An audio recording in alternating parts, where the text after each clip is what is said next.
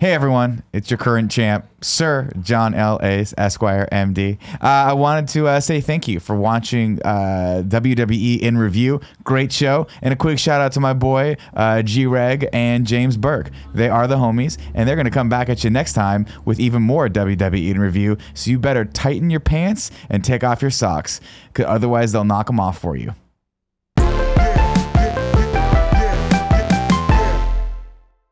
Ladies and gentlemen, the following podcast is scheduled for one fall. Introducing first, from kindafunny.com and San Francisco, California, myself, Kinda Cool Greg, and my tag team partner for the night, James 007 Burke. What's happening, bro? What up? Big chillin'. Episode 2. I'm excited. We are reviewing Fastlane. I had a couple plans. We got debatable. I was on Game Over Ready show arguing the top greatest WWE wrestlers of all time. I want to run that by you, get a couple of your thoughts. We got Fastlane. I was planning on watching, Fighting with My Family, but sadly we didn't have enough time. So hopefully we'll be able to cover that in WrestleMania's episode, give you our thoughts and all that good stuff. But before we get into all that, I do want to remind you, this is WWE In Review. It is a Patreon exclusive show. So to watch this bad boy right here, you got to either support Kinda Funny on Patreon at the $1 tier or Kinda Funny Games at the Gold tier. And for doing that, we thank you. So let's just jump right into it. Before we get into Fastlane, I do want to talk about some crazy things that have been going on SmackDown and on Raw leading up to Fastlane since we've last talked. One of the biggest things that I think is changing the landscape of things is the NXT call-ups. So on an episode of Raw, I believe, it was Aleister Black, Ricochet. Who else got added into that motherfucker? We got Johnny Gargano, and I always have a problem saying this guy's name. Tommaso Ciampa, right? How do you say it like with a hard C? How do you say it? Ciampa? I don't know. It's We're gonna slaughter it. Yeah. Yeah. So he is the NXT champion. We should he just still had neck show surgery, some respect. so he's yeah, out. which is I he's think. out. But they had a whole thing going on where they were gonna do their own thing in NXT.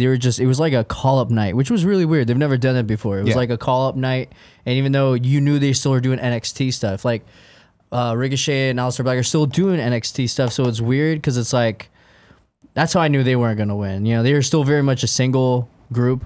You know, they're both like single match people, and it's like they're in that tag match, but there's they're on fire right now, and they rightfully ended their tag match on top.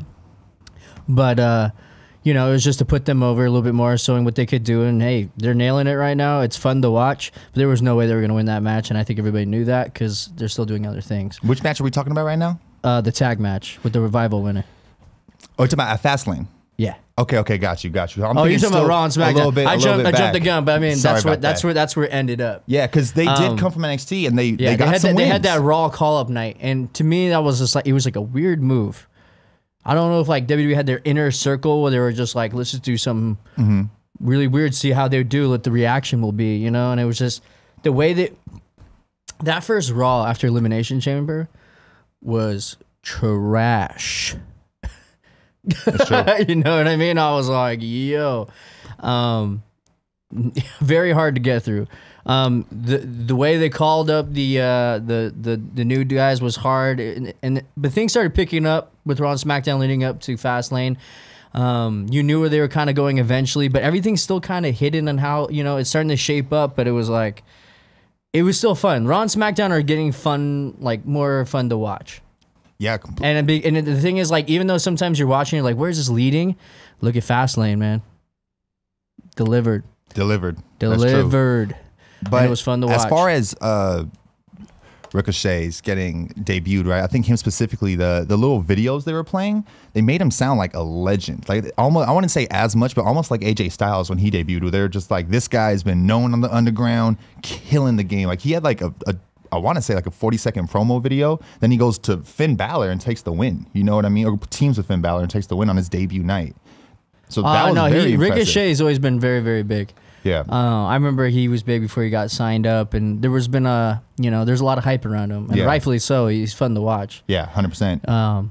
I was just really excited to see how much respect they put on his name, and he's delivered. Everything I've seen him in has been over the top. And like I said, I was like, where are these guys going to fit into WrestleMania? I think we just found out that they're not. unfortunately. Yeah. So, I mean, they'll do an NXT thing before WrestleMania. Yeah. And then they'll focus more on those guys afterwards. Well, because of this show, I started watching NXT just to have a little more understanding, especially because of the call-ups. And it kind of confused me so they were on Raw, they were on SmackDown, and they were on NXT. And that was for 2 weeks in a row. Yeah. And on the main card side of things, they were fighting for the tag team championships, or at least at the end towards Fastlane, right? And they was already in the little tag team together. But at NXT, they kind of were setting up the what is the tag team? Is it the Dusty Rhodes Classic? Yeah. They were setting up to seem like they were going to win, which was confusing to me because the champ, who I slaughtered his name earlier, Ciampa, whatever, he's the champ. So why would he kind of worry about the tag team titles? Not to disrespect them, but it seemed like he really wanted to get them. And now it kind of confused me, and it made me feel like, okay, they're probably not going to get that main card push. It was definitely, interesting. I mean, like I said, like I think there's so many things going on in the WrestleMania scene, which is why I was shocked when they got called up to Raw. Mm-hmm. I was like, there's a lot going on. Like, where do they fit? So how does that work? But all they did was like, was the call up just to like make things more exciting because they're killing it, or was it like make things more on edge? So how does that work? How do you really? I don't know. I don't feel like it was a real call up.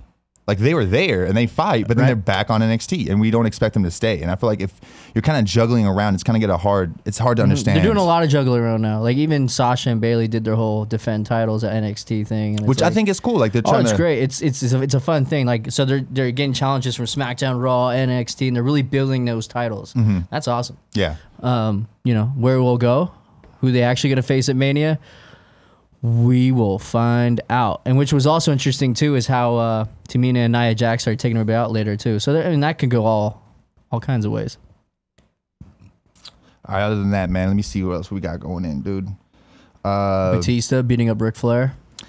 We can jump to that actually. That was a Raw and SmackDown moment. That reminded me of like old school wrestling right there. I was like, what? But then all of a sudden I got sidetracked by that nose ring on Batista. I was like, what is that? As a little side note, I do want to put out there that we had a special appearance that episode of your favorite wrestler, right? Sting was in the ring. Let's go. Sting came out. I was like, exciting. Hey. I was actually pumped. I heard Sting's music, dude. Brought it back, memories. Yeah, it came out. He showed a lot of respect to the memories, the people standing like in the locker room or whatever. Like he was shaking hands. He didn't rush his way down. You know, I appreciate that. I think he was talking to bro who dances a lot. I forget the guy who's always throwing those little fiestas. You remember what I'm talking about? I forget, Jose, bro. There we go. No way, Jose, man. Who pretty much took what's his name's like role and gimmick? Carlito? No. Not Carlito. I spit in the face of people who aren't. Well, cool. I mean, just as the Caribbean badass cool guy. No, that's what I was thinking. It was there was another party guy before that. What was his name? He had the long hair. He's the guy that came out. He had the dancing bunny with him. Oh, fuck, I need to remember. They did this same exact thing, and they had like, oh man, why am I forgetting his name?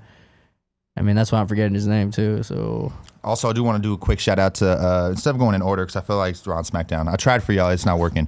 R-Truth's promos about John Cena leading up to all this have been hilarious. And now it's all making sense with the Samoa Joe thing. At least I hope. Mm-hmm. We'll see. We'll talk about that later. But I mean, it's just, and then he keeps doing John Cena's moves. So what is this whole thing now where it's like, we're not going to have the old school wrestlers come out, but we'll have all of our new guys like imitate them? Yeah. Like, you know, I know Stone Cold's a big Kevin Owens.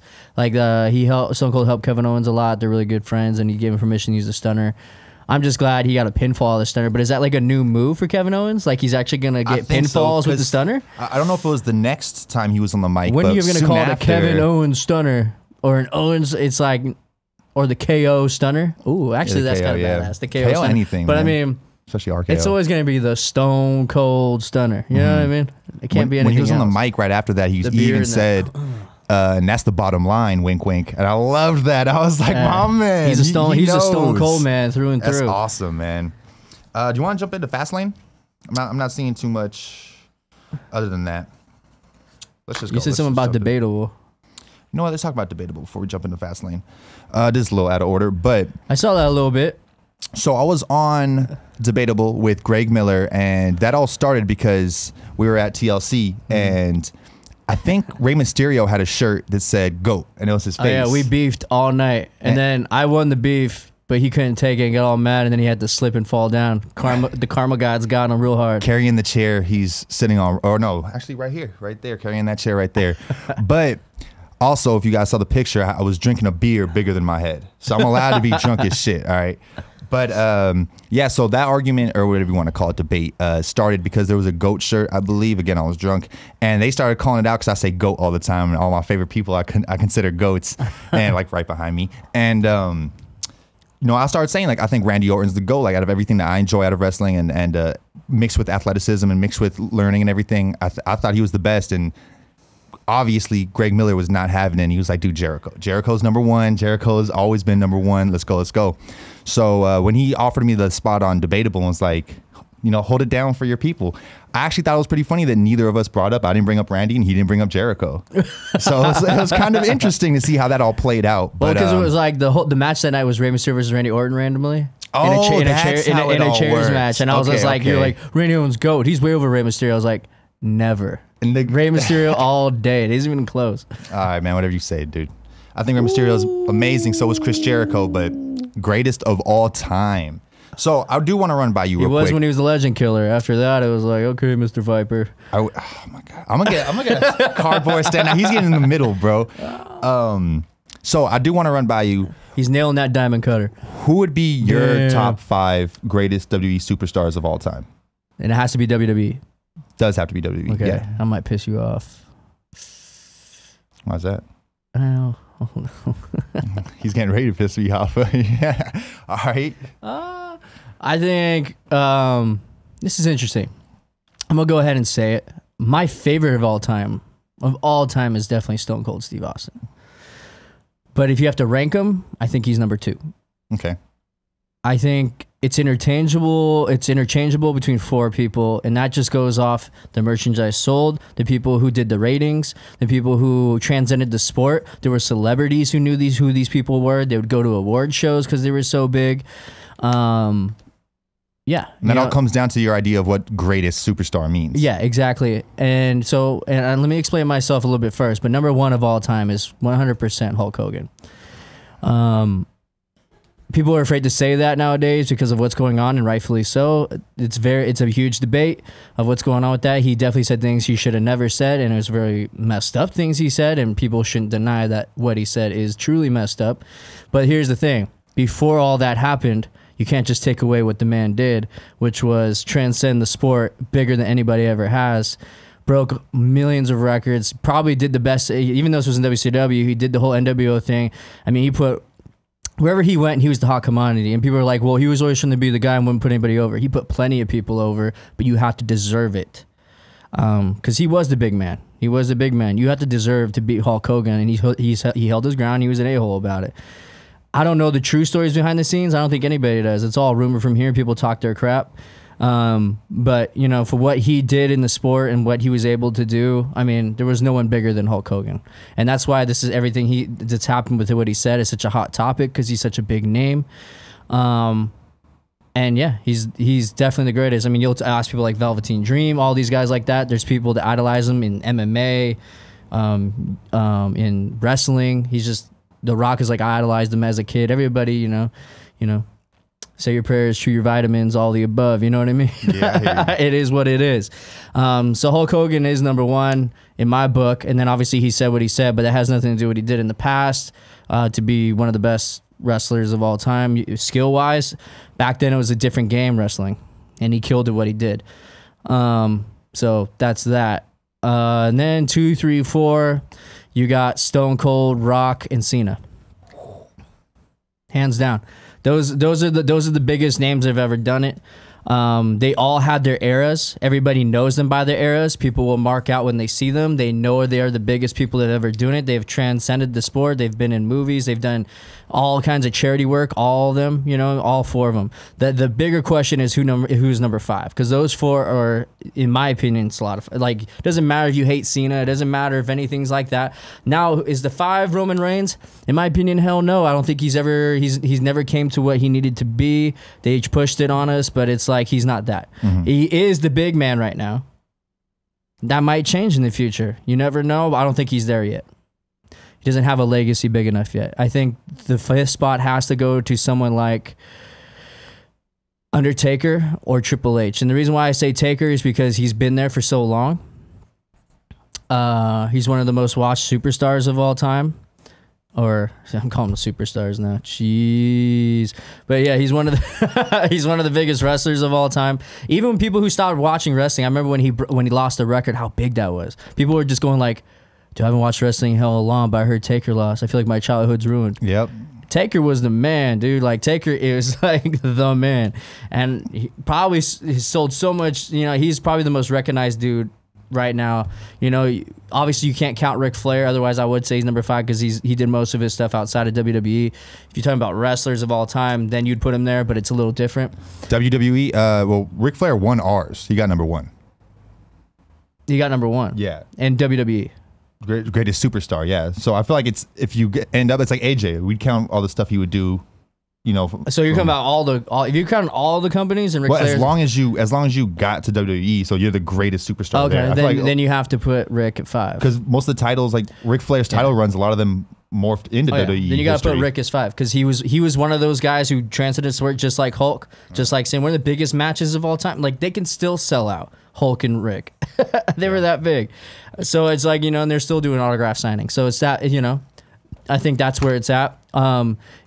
If you actually add all those people, I mean, you can go on for days. Then it gets really tricky in the 20s, because then you can go Sting. If you're talking about everybody, you can go Sting. You can go Macho Man. You can go Rowdy Piper. You can go Andre the Giant. You can go Dusty Rhodes. You can do it all. I mean, you can just keep going. Bret the Hitman Hart, Shawn Michaels. You know, like I said, Triple H is in there for all that he's done. He's going to probably be in the top 10 if you want to be honest about it, because he's still going, still making stuff happen. Well, yeah, man. So Kane's going to be in the top 30 because of how long he's been holding it down. I mean, it is what it is. You know what I mean? And there's a lot of old school guys out there you can talk for days about. But yeah, man, you got to keep it real where it is. You know what I mean? Mm-hmm. Well, I do want to say, as far as the list goes, my picks were Stone Cold, Cena. I stole Flair from him, and I don't remember who said The Rock, but if I didn't say The Rock, it's just because I did. I think that's the only part I caught. Yeah. So you got most of mine, except, you know, absolutely no respect for Hulk. But I hear your points and I hear all that. It just doesn't balance it out for me personally. But moving it on to Fastlane, dude. We're actually, do you know, for Debatable, we have to win against Johnny Ace. All right. The Ace Man. So you have to get him in. So we have to get him in, yeah. So not all of them actually have to do with being a great WWE wrestler. I think I won John Cena because by the way, I want to make it clear before we move on. I didn't say my opinion on the Hulk thing. I just stated where I was in the top list. Say it again? I was just stating where he was in the list. I didn't make an opinion on Hulk. Oh, okay. You know what I mean? I don't want to make it like that. I was just he is where he is in history because what has happened. Okay, That's okay. it. My bad. Yeah, I wasn't trying to. I just want to make that clear. You know what I mean? Hell yeah. So man, I say we just jump into Fastlane. You ready? Oh, hell yeah. In something that should have never been considered in a kickoff show. Yeah. They had some of the best wrestlers in the game right now doing this. We got Rusev and Shinsuke Nakamura. Is this the best pre-show match of all time? Dude, I think like wrestling star-wise, those cruiserweight matches are always bomb and legit, but there's always that, right? But this match was fire for a pre-show, dude. A couple minutes in versus Shinsuke and Rusev. I was like, what? It was maybe the second near fall or whatever, and that's when I was like, this might be match of the night. Like, real shit. These guys are putting on a show. They feel disrespected. They burned down the house right off the bat, dude. I loved it, man. I thought it was great. And it was a late one, right? They just threw that in there. It was like, but the thing when they did that, it was like, oh man. What felt cool about that was like, there's no way New Day's losing this because they're hyping this Kofi thing up, which gives you hope for a future right here. It gives you hope that Kofi wins the title and the New Day has the tag titles at Mania. Yeah, we'll get there, man. Imagine. This pick we're there, dog. We're already a New Day to start things off, son. But Kofi had nothing to do with that, and they come back. they come back, right? It starts with the New Day. Now I hear you, Kofi. Man. Yeah, I thought that was an amazing match. It's funny that you said this was like one of the last ones they threw in because I don't know. I'm pretty sure you're not on Twitter, and I don't know. I'm not on Instagram, so I don't know what he puts over there. But the commish of Kind of Funny's championship, Xavier Woods, was actually tweeting out like, "Oh, I'm happy I went on Twitter today, or else I would have never known I had a match." And then a couple hours later, he tweets WWE like, "Is this for a title opportunity or something, or are we just fighting?" So it's like he's like kind of giving him a little attitude, like, "What's up, man? Y'all just playing with me, you know?" And I loved it. I love every second of it, man. This they're really playing into this weird like right now, like the whole Ronda thing, like. They're really testing people a little bit, like this is just fake, it's scripted, and the way Xavier is like, oh, I didn't even know we had a match, you know what I mean? Is that how we're doing things? To actually, before you get into it's weird that they're doing this with the social media stuff, because it's obviously Ronda's playing along with this. She's killing it with the whole like, oh, this is real talk. I mean, if she really wanted to beat up Becky right now, when she ran out there later on in the night, she would have really let her a punch go to the stomach, but it was like. Man, well, you know, there's a few things they're doing. Now that you mentioned that, before we move on, I do want to talk about the social media aspect of breaking kayfabe, or kind of putting it out into words that it is fake, it is scripted, whatever you want to call it. Obviously, it's not fake, but to the lesser knowing man, he might consider it being that. We have Triple H, or actually before we get there, we have Triple H doing that celebration, or actually reacting to Batista beating up Ric Flair. We have this on, I believe it was on Raw, before Fastlane, and he straight up says that Ric Flair's name's not Ric Flair, and he mentions all kinds of things like, I know the real man, not the wrestler, kind of thing. And it's like, what is this? It's you completely played with kayfabe. And then after that, who else did we have do it? Oh, I guess it wasn't the same night, but Roman Reigns returned that night. Yeah, and they do the little throwbacks to his last thing on Raw when he announced that he had leukemia and all these things, and he even mentions his real name. Yeah, and it's like, I just feel like, why is there so much breaking of kayfabe Samoa Joe called out Jeff Hardy for his drinking problems. I missed that. What was this at? Like they had a little Samoa Joe Jeff Hardy beef, right? And he came out and he started like talking about his drinking problems, like having matches while he was drunk, you know, because there was that famous one with TNA where, you know, and Sting just forces a pin on him because he was obviously drunk when he came out, you know, and all that. Well, I did see Jeff Hardy call out, or politely call out Brock Lesnar and say, like, I would love a match with him before I call it over. So maybe this is like Samoa Joe showing some kind of shade, like, nah, he ain't fighting Lesnar if I ain't fighting Lesnar. But again, I don't know. I didn't see the situation. It's interesting, man. You're either gonna be a fan of what's happening with this or you're not. It's interesting though. I think it only works with the Ronda thing because it's kind of like or in a Brock situation because they're actually real fighters. So it's like that. Like, what's going on? Are they actually gonna like beat this person up and they actually go at it, or what? You know. But like beyond that, like the normal stuff, like Joe calling out like Jeff Hardy's drinking problems and stuff like that, and then Hachenko like wait. You know, I guess they're like trying to bank off that when CM Punk first did it. You know what I mean? And it's like how big that was. Like, oh, it's a shoot. But it didn't work out. But now everybody's shooting. It's just like, all right, you know, whatever. I absolutely hate the angle they're going with Ronda Rousey. But every single day, maybe once every 2 days, I come into this office with a bunch of people who don't really care about wrestling. And all of them are asking me about, what's up with Ronda? What the hell is that about? What's up with Becky? What's that about? It's like, I think it's pretty obvious they think like, look, Ronda's a transcending star. So just like Brock and all those guys are going to bring in people who don't really watch wrestling, right? So here's the whole thing. They're reaching out to those peeps. Yeah. You know what I mean? So it's like, as wrestling fans, you know what's up. You know, to the other people, they're just like, yeah, you know, like, whoa, like what? All the memes of Ronda. And then they go in, you know what I mean? And then, and that started a whole new trend, like, this person's name isn't really that. Or, like, it's really funny. Kane and Taker aren't really brothers, and she's just on the couch. It's really funny stuff, but it's also there. You know, it's because we're kind of mad. It's like, dude, you're not really acting right, and we're gonna make fun of you for it. Yeah. But there was one about Randy Orton too. I was gonna show you, but I don't. People like hurting me, man. Today I'm a huge Title supporter. I even got the hat on, and Tim told me some jokes about Title today, and I'm like, what's wrong with you, bro? Like, I never come in making fun of Gia. Like, come on. Who'd you watch Fastlane with? Tim and Gia. Okay, so he didn't flake. He flaked, and then I put out a tweet saying, "Oh shit, Tim flaked," and he called me and was like, "Oh shit, bro, come on." And I was like, "Oh," because he went out to go. You have to go social media on his ass. Yeah, that's how I do with Uber. Anytime someone plays me, I bring it ass to social media. The chat gang holds me down. What's happening, son? But what did they think of Fastlane? Because I heard Gia met Nia Jax, right? Which is cool, yeah, in a bar. Well, she didn't meet her. Like, yeah. I remember she texted me while I was like coaching a baseball game, and all of a sudden, like, I was really focused, and I just looked at it real quick. I was like, shouldn't we check my phone? And I saw the text, and I was like, I just lost hella focus, and like I didn't call the next pitch, and there was like a double, and I was like, shit. But I was like, damn. I was like, so I had Missy. I was like, I need you to text Gia back. Well, it was exciting to watch it with Gia. I don't remember. I think it was her birthday or Christmas. It was one of the first times I met her. I got her a little women's wrestling championship belt, like the little tiny one. Yeah. And she has it in her house or whatever. It looks all nice. So we were watching Nia versus Sasha, for the title. We'll get to that. I don't want to talk in detail.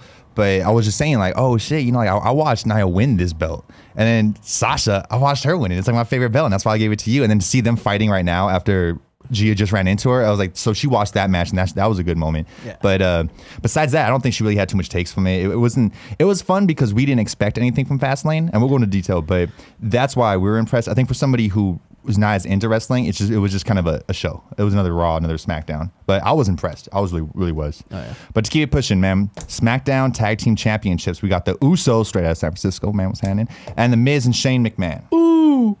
So we got the Miz and Shane McMahon, best in the world, man. We all saw fun match like always. Well, we all saw the heel turn coming. Yeah. I for one. So just before we start, the Usos won this one, right? Yeah. I for one completely thought it was going to be Miz. Some great spots in this match too. Woo. Yeah. What are you talking about? Actually, man, let's just go in order. You're right. Let's go in order of the match. So one of the best spots I thought was we had Shane McMahon about to do the cross-country jump on the edge, Remy on the top rope. Then we have, I might mix up their names. I'm going to say Jey Uso on the floor in the corner. And on top of him in that same corner, standing on top of the top rope, we had Jimmy Uso. In the middle of the ring, we had The Miz. So both of them were trying to do their moves on each other. Their moves, and they mid-air crash into each other. That was amazing, yeah. Jumping across the ring. I've seen things like that in maybe ladder matches, but not like this. This was great. It was well done. And I really enjoyed him being in his hometown where they're like, you are awesome, right? Like, yeah. I think Miz deserves that kind of cool stuff happening. He milked it in a good way. I really thought he showed love. Dude, I still don't understand people don't like Miz. I mean, he's so cool to watch. Like, he really knows how to play to the character. He's been watching it his whole life. So, like, he plays the character in the moment so perfectly every time. Yeah. You know what I mean? Like, he's perfect at it.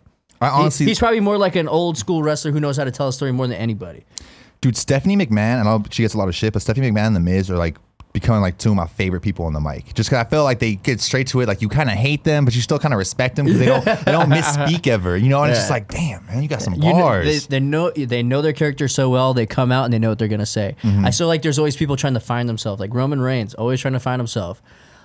What did he say? Like, I'm just a guy. Or what was his whole promo once where he was just like I don't know. He's just like, I'm that guy, right? Or whatever. He always does some weird shit. Like, I'm always just like, what do it? Sometimes he's like Mr. A-hole. Sometimes he's like, like playing to the crowd. And it's like, they just says cornball shit like, man, you guys sipping that super sucker sauce on a Saturday. The best promo he's ever done is when he beat The Undertaker and he was getting booed out of the place. And every time he put the mic up to his mouth, he booed again. And he did the perfect response of all time. This is the best Roman Reigns moment ever. And he just goes like, this is my yard now. And the boos go extra loud and he drops the mic and walks out. I was like, damn, I'm no longer mad. I'm no longer mad. The beast. Dude, I can watch that on like YouTube all day, dude. It is so funny. But yeah, there's a lot of superstars today when they come out, they're always unsure of themselves when they talk. And it sounds weird. It's like they're caught in like who they want to be / who they have to be. Like Miz knows his character. Yeah, 100%. And I love it. I love how he the little things he does, like changes his the outfit. Like he had the Shane and Miz jersey on, little things like that. I really feel like he gives his all to it. It's really dope. You saw the ending coming in this match when his dad was trying to get him to go to the top rope. Oh yeah, I saw the ending of the match. Yeah, but the heel turn and everything I didn't see. So we both predicted. I didn't say it, but for the first one, we both predicted New Day to win. Let's just get down to it.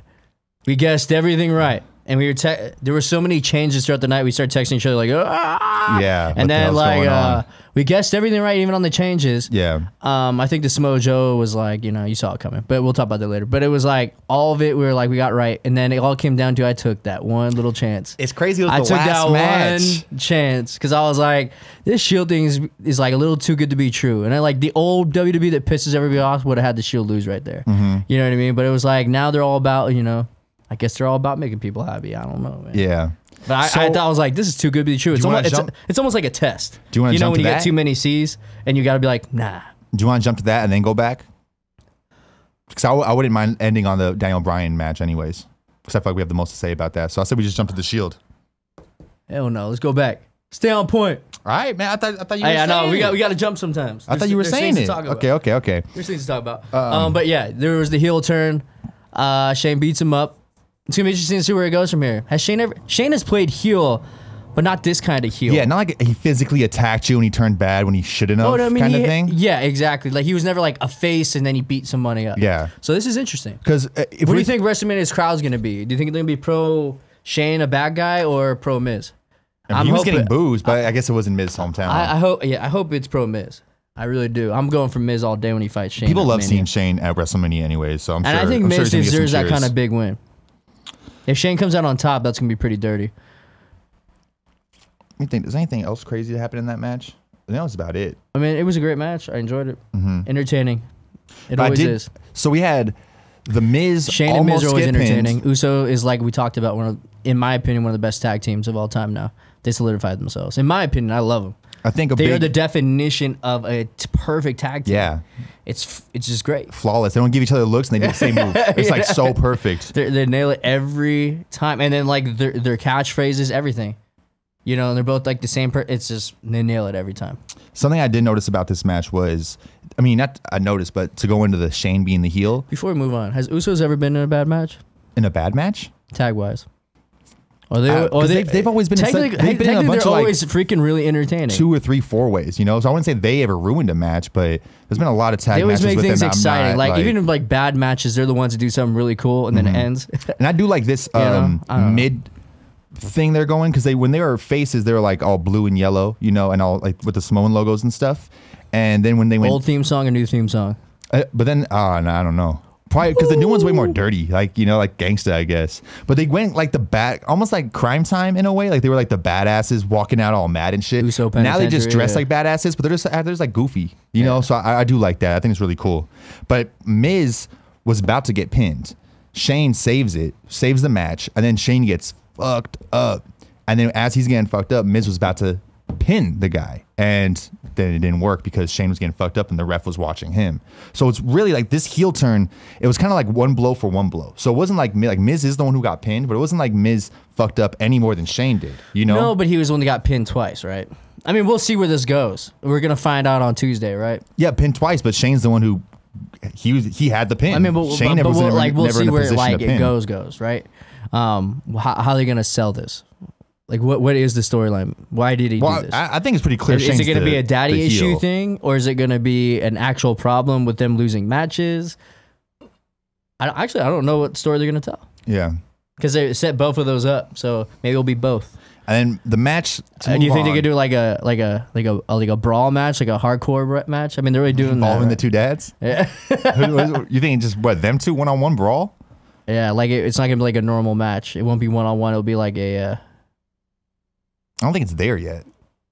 Oh, I know it's not there, but Well, I mean, saying by WrestleMania. what do you think it's going to turn into? I was thinking just regular 1-on-1. When's the last time they had like a hardcore match? They're not called anymore, right? They're called like no holds bar, right? I don't know. All right, man. To move on to the match, Yeah. my least favorite match of the night, man. We got for the. Are you talking about Oscar? Hell yeah, I'm talking about Oscar, man. Nobody's ready for Oscar, bro. Nobody. SmackDown Women's Championship match: Oscar versus Mandy Rose. One half of Fire. I guess it and was a good call to Desire. like make Mandy Rose a part of this, but it's interesting. You know how we were talking about? Well, let me explain. Mandy Rose, like I said before, fits the image of what Vince McMahon wants, right? Yeah. She works. Okay, first of all, she works really hard. She has that Trish Stratus look that everybody kind of dies for, right? That's like that look that Vince McMahon looks for. I'll put it that way. Not everybody dies for. That's BS. But it's like, he gives more people a chance who look like Mandy Rose. But she also works really hard. Her matches are getting better. They have this whole Fire and Desire thing going, and she gets this big time match. And it's like. So I kind of saw that coming, and I was just like, but I don't think she's ready for a title. And like, what this match showed is like, Mandy Rose is just not on Asuka's level yet.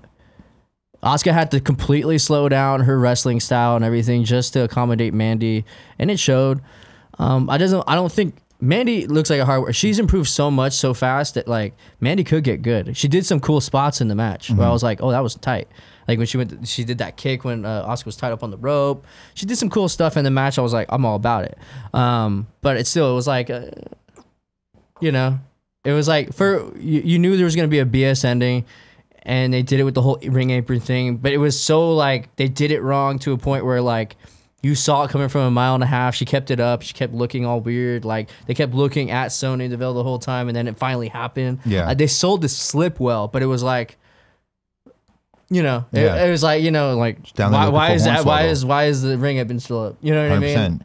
And then it happened, and then it looks like she kind of got kicked for real, though. That was like... To my Mandy? Yeah. She got kicked straight to the jaw, bro. That was... Yeah, that was and like bad. to the point where the announcers were like, "Oh, damn, she got kicked though."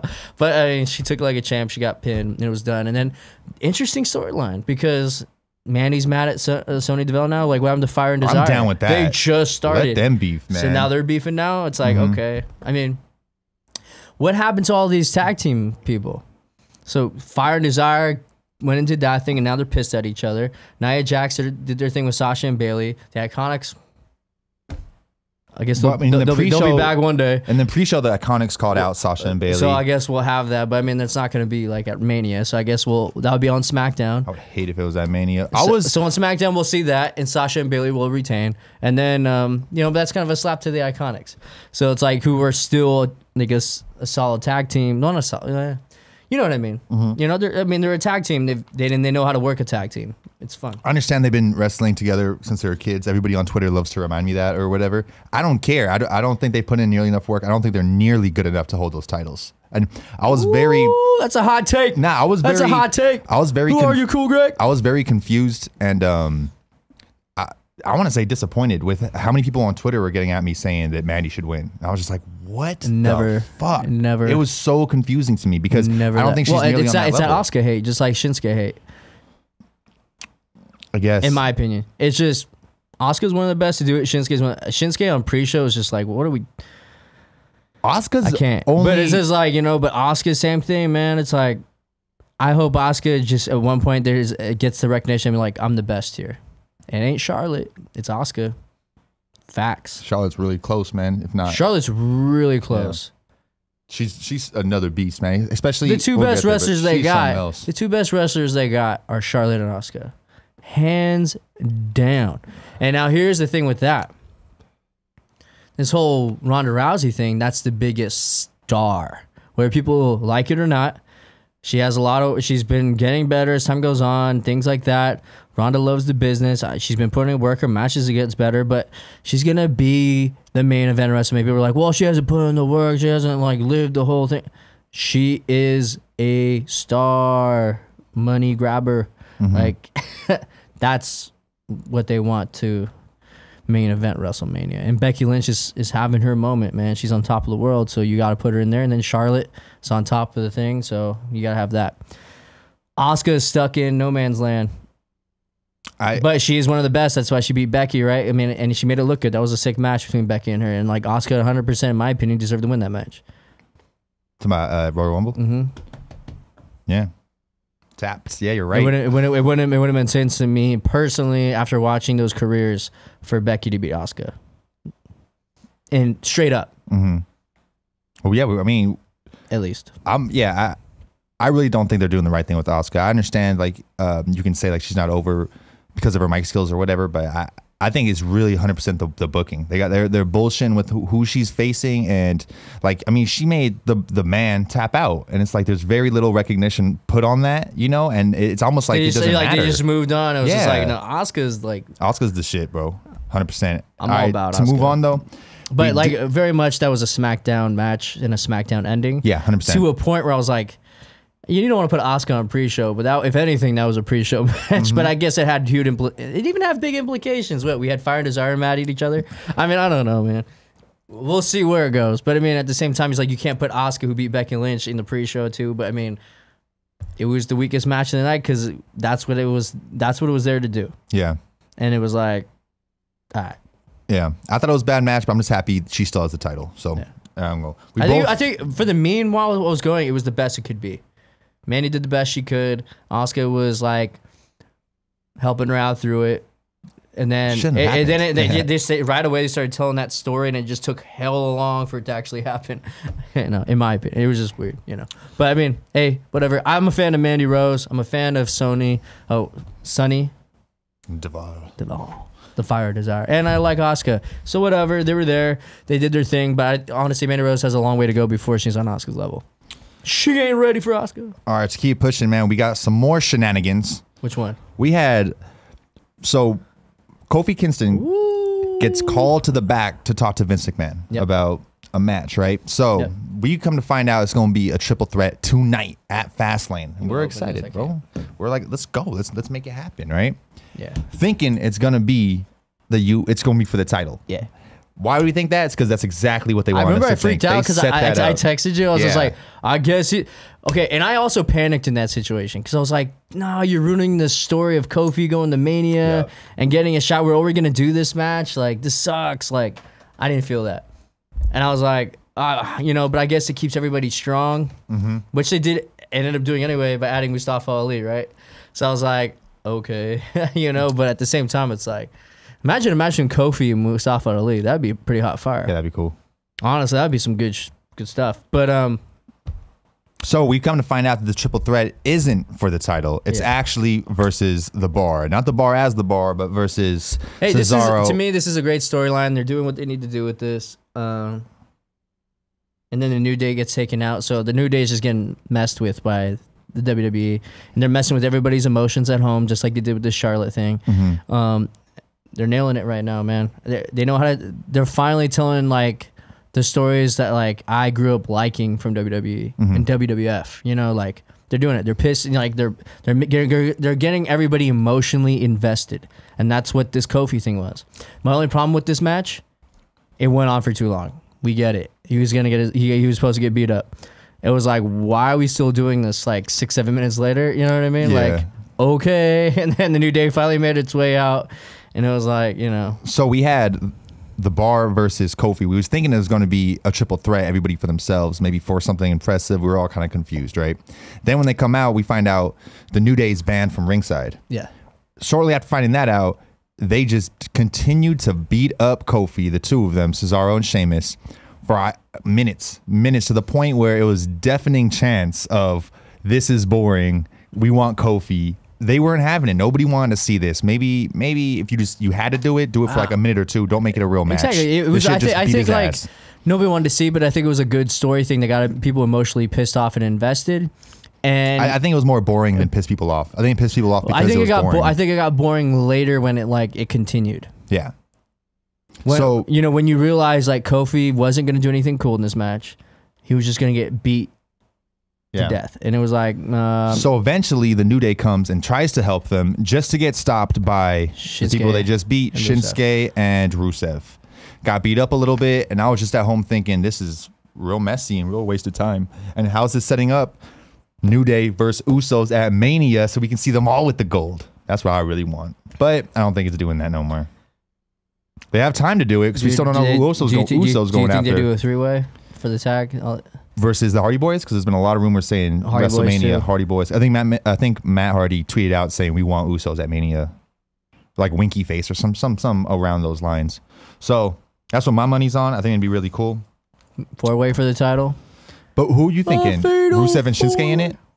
Shinsuke and Rusev. Yeah, because they got to keep this storyline going now. Yeah, wow, right. I don't know. So gotta keep it going. But that's how you get Rusev Day and Shinsuke in WrestleMania, right? Get everybody, make everybody happy. Why not? I got a calendar at last year's WrestleMania, and it was just every day was Rusev Day. That's fucking awesome. So yeah, that was a little bullshit and you get match. Lana there too. You get everybody there. This is the only match I didn't get to have time to tweet out our answers to, but you did text me your answer before it all ended. And obviously, guys, like I wasn't choosing Kofi over this one. So I didn't tell anyone, but just take my word. Like I was choosing the Bar. Why are you lying, bro? Take a shot. But then we got the Raw Tag Team Champion match, which again, both of us got right in the predictions. It was the Revival versus Aleister Black and Ricochet versus Bobby Roode and Chad Gable. This had some great spots. Awesome match. Fun from start to finish. There was Can't a few complain. spots I do want to talk Great about. tag team wrestling. But again, you know, Ricochet and Aleister Black did their thing, and Revival came on top. I think everybody saw that coming because, like we said, Ricochet and Aleister Black are going to be tag team champions. No, yeah, they're not working towards that right now. So it's like, And Chad and them were just there to they're take the in loss. there to keep them relevant. Chad? No, Ricochet and Aleister Black. Oh, got you. Yeah, to show them off exactly. Showcase them. And for a little bit they stole the show. Like there was a couple moves that Ricochet did. It was just They're going to every time. unbelievable. Yeah, They're spot maniacs. there's that one spot where they're in the corner and it's like if this is the ring post, right? How long do you think those dudes can keep that kind of stuff up for? You know, it's kind of like sports of today. I'll put it this way. You talk about baseball. There's a lot of baseball players you can't play over 6 years anymore because everything they do is about like really being really explosive and really pushing your body. Mm-hmm. Right. Back in the day, it was more about how long you can last, longevity, which isn't anymore. Wrestling business, what a lot of the fans and everybody's really looking for is that crazy crap now, right? It was not like before where it was all about longevity. The matches were just different back in the day. They were like, you know, everybody played to their characters. There was more character building that way. And now it's all about big time matches every single time, big spots every single time, to a point if you don't see a big spot, you're like, was that match really cool though? Yeah. And it's like, well, I think that you goes. know, and when you get like an old school wrestler, you know, who doesn't do big spots, people get upset like, well, that match was weak. Does he deserve to be there? It's like, yeah, he does. But it's like, you know, it's just one of those things where how can you last long doing stuff like that? It's crazy. But then, and then I say that, and then it's like, look at people like Jeff Hardy. But people are doing things like, no, I guess no one's really done anything more crazy than Jeff Hardy. Nah, yeah, but he's different, man. He's a different human being, though. Like, he does shit that's like, whoa. But people are getting so, like, these guys are going down like flies. It's kind of like MMA, you know? Like, it was all about longevity back then. And now they really push themselves, and there's so many injuries. And you're seeing people go down like flies in WWE, too. They had a record year of injuries where it screwed up so many storylines. So it's like, how do you keep... There's going to be an accident at some point. I think I've explained it a lot of times with my ideas of why I'm back into wrestling and the women's revolution. It's because I think the athletes of today, like they used to be called divas, now there's women champions, right? Mm-hmm. I think the athletes, even the ones who haven't held the belt, deserve that because they are a different animal nowadays. The athleticism that the average wrestler has now is so much more than the wrestlers back then. Oh, yeah. So I think the fact that it's like, yeah, they're high explosive moves, but they're also a little, I don't want to say more professional, but for what they're doing, they're almost more professional. Like I don't see, and like the things Jeff Hardy used to do back in the day, he'd literally just land on his head. Ricochet's not doing that. You know what I mean? They're going about it because they well, so I was like careful with my words. I was like, Jeff Hardy put a lot of miles on his body, but he's still going, right? Mm-hmm. But it's like, you know, like Ricochet's being like, he's landing on his feet, but he's doing crazy stuff to a point where it's like, one of these days he's going to do something hella crazy. Like Mustafa Ali was flying all over the place in that match. Well, I mean, it's like, there's no way that man ain't hurt. And he did get hurt. That's why he lost his shot. Yeah. You know what I mean? So it's like, dude. You know? I just think there's a lot of stuff. To a point where like John Cena was everybody loved John Cena and what he was doing, and it got to a point where you started seeing these other dudes doing all this crazy shit, and all of a sudden there was like, oh, 5 moves Cena. Oh, Hulk Hogan was never great at wrestling. And it's like, you can't even compare them, dog. Yeah. You know what I mean? It's a different breed. In that concept, Rock and Stone Cold weren't good either. You know what I mean? But it's like, it is a different breed. Mm-hmm. Well, I think a lot of those moves we used to see Mysterio do and Eddie Guerrero do, and they were just so unbelievable. And it's how do you move like that? How do you reverse a DDT into this little side thing and then blah, blah, blah, you know, all that? Everybody does. I feel like a lot of people can do that nowadays. People they grew up idolizing 100%. All did that. And they're a different animal. They practice different. I think the level of athleticism is totally different conversation. Yeah. But like I said, the injuries are up. So how do you think these dudes last? Do you think these guys can last to 14 years still and do all that stuff? But I mean, AJ Styles was crazy, but he wasn't that crazy. I think injuries are up, but there's also stricter rules. Well, yeah. I mean, they're also starting to be a lot more. There's a lot more medical things going on. So you see people like banning moves and stuff like that. You know, now there's no more chair shots to the head. There's all kinds of stuff now because they're realizing like, hey, you know, there's no more cutting yourself with blades and stuff like that. You know what I mean? Like if someone's bleeding, it's because they actually screwed up. Yeah. So which is crazy because then you're like, oh, they screwed up. It's not Goldberg was except for the whole Brock Lesnar elbowed Randy Orton thing. Oh, that was beast. Like, I forgot he did that to the GOAT. Who made that call? I forgot he did that to the GOAT. What the fuck? I was like, oh man, gotta throw some respect on my man's, bro. That's fucked up. But wasn't a legend killer that night. I did think it was a great match. I did think it was a great match. And Aleister Black and Ricochet did amazing, right? Were they the ones that came back into the ring and started beating shit up? I think they were. Yeah. No, they had the last say. So they lost the match. So because the Revival won, and then Bobby Roode and Gable started attacking them, and then Ricochet and Aleister Black came in and did all their big high-flying moves. Yep. Especially Ricochet's move where he did that 630 or whatever it's called, 650. I think 630. Jeez. And he landed that, and then it was beautiful. And so they ended being on top, like, yeah, we're the best, you know. Yeah. Like, we're the future. And we didn't get pinned, so that's on them. You know what I mean? So 100%. You doing NXT for WrestleMania? No, we don't. I'm flying in Friday, flying out Monday, so I can't do anything. When is NXT? It's Saturday. Pretty sure it's Friday now. They changed it. Oh, really? Yeah. I think I'm flying in. I think they don't want to go against I was AEW. gonna fly in literally at like 1 a.m. Sunday, dude. Swear. 1 a.m. Sunday. But I'm trying to be there Saturday. I gotta figure it out. I'm supposed to coach like 2 games Saturday. That sucks. Yeah. Well, I remember I was just joking with you. It's like I'm wearing the same exact thing I wore last time we did the show because it's like I just came from baseball, so I have my baseball sweatshirt. I'm wearing my the cleats, the thing, and then it's like, so I'm like, oh, I gotta go do this thing. So I'm like, you know, I put on my Austin 316 jersey. Hey, these things are hot fire though. You know what I'm saying? Like, shoulder back. You know what I'm saying though? Hey. You know, but then yeah, you know, so I just threw that over there, and I took off my other baseball and I put on my Giants one, and it's like. Then I sat here and I was like, I looked in that little screen. I was like, oh man, like this looks familiar. I'm wearing the same thing, except I'm like burned from like touching a hot pan. Be careful when you cook at home. All right, so to keep it moving, man. In the pre-show, we were supposed to get Andrade versus Rey Mysterio. Yeah, but they decided to tweak that out a little bit, and they decided to throw them in a 4-way, which we've already seen these past couple weeks on Raw, and it was going to be Samoa Joe versus Andrade versus Rey Mysterio versus R-Truth. Yeah.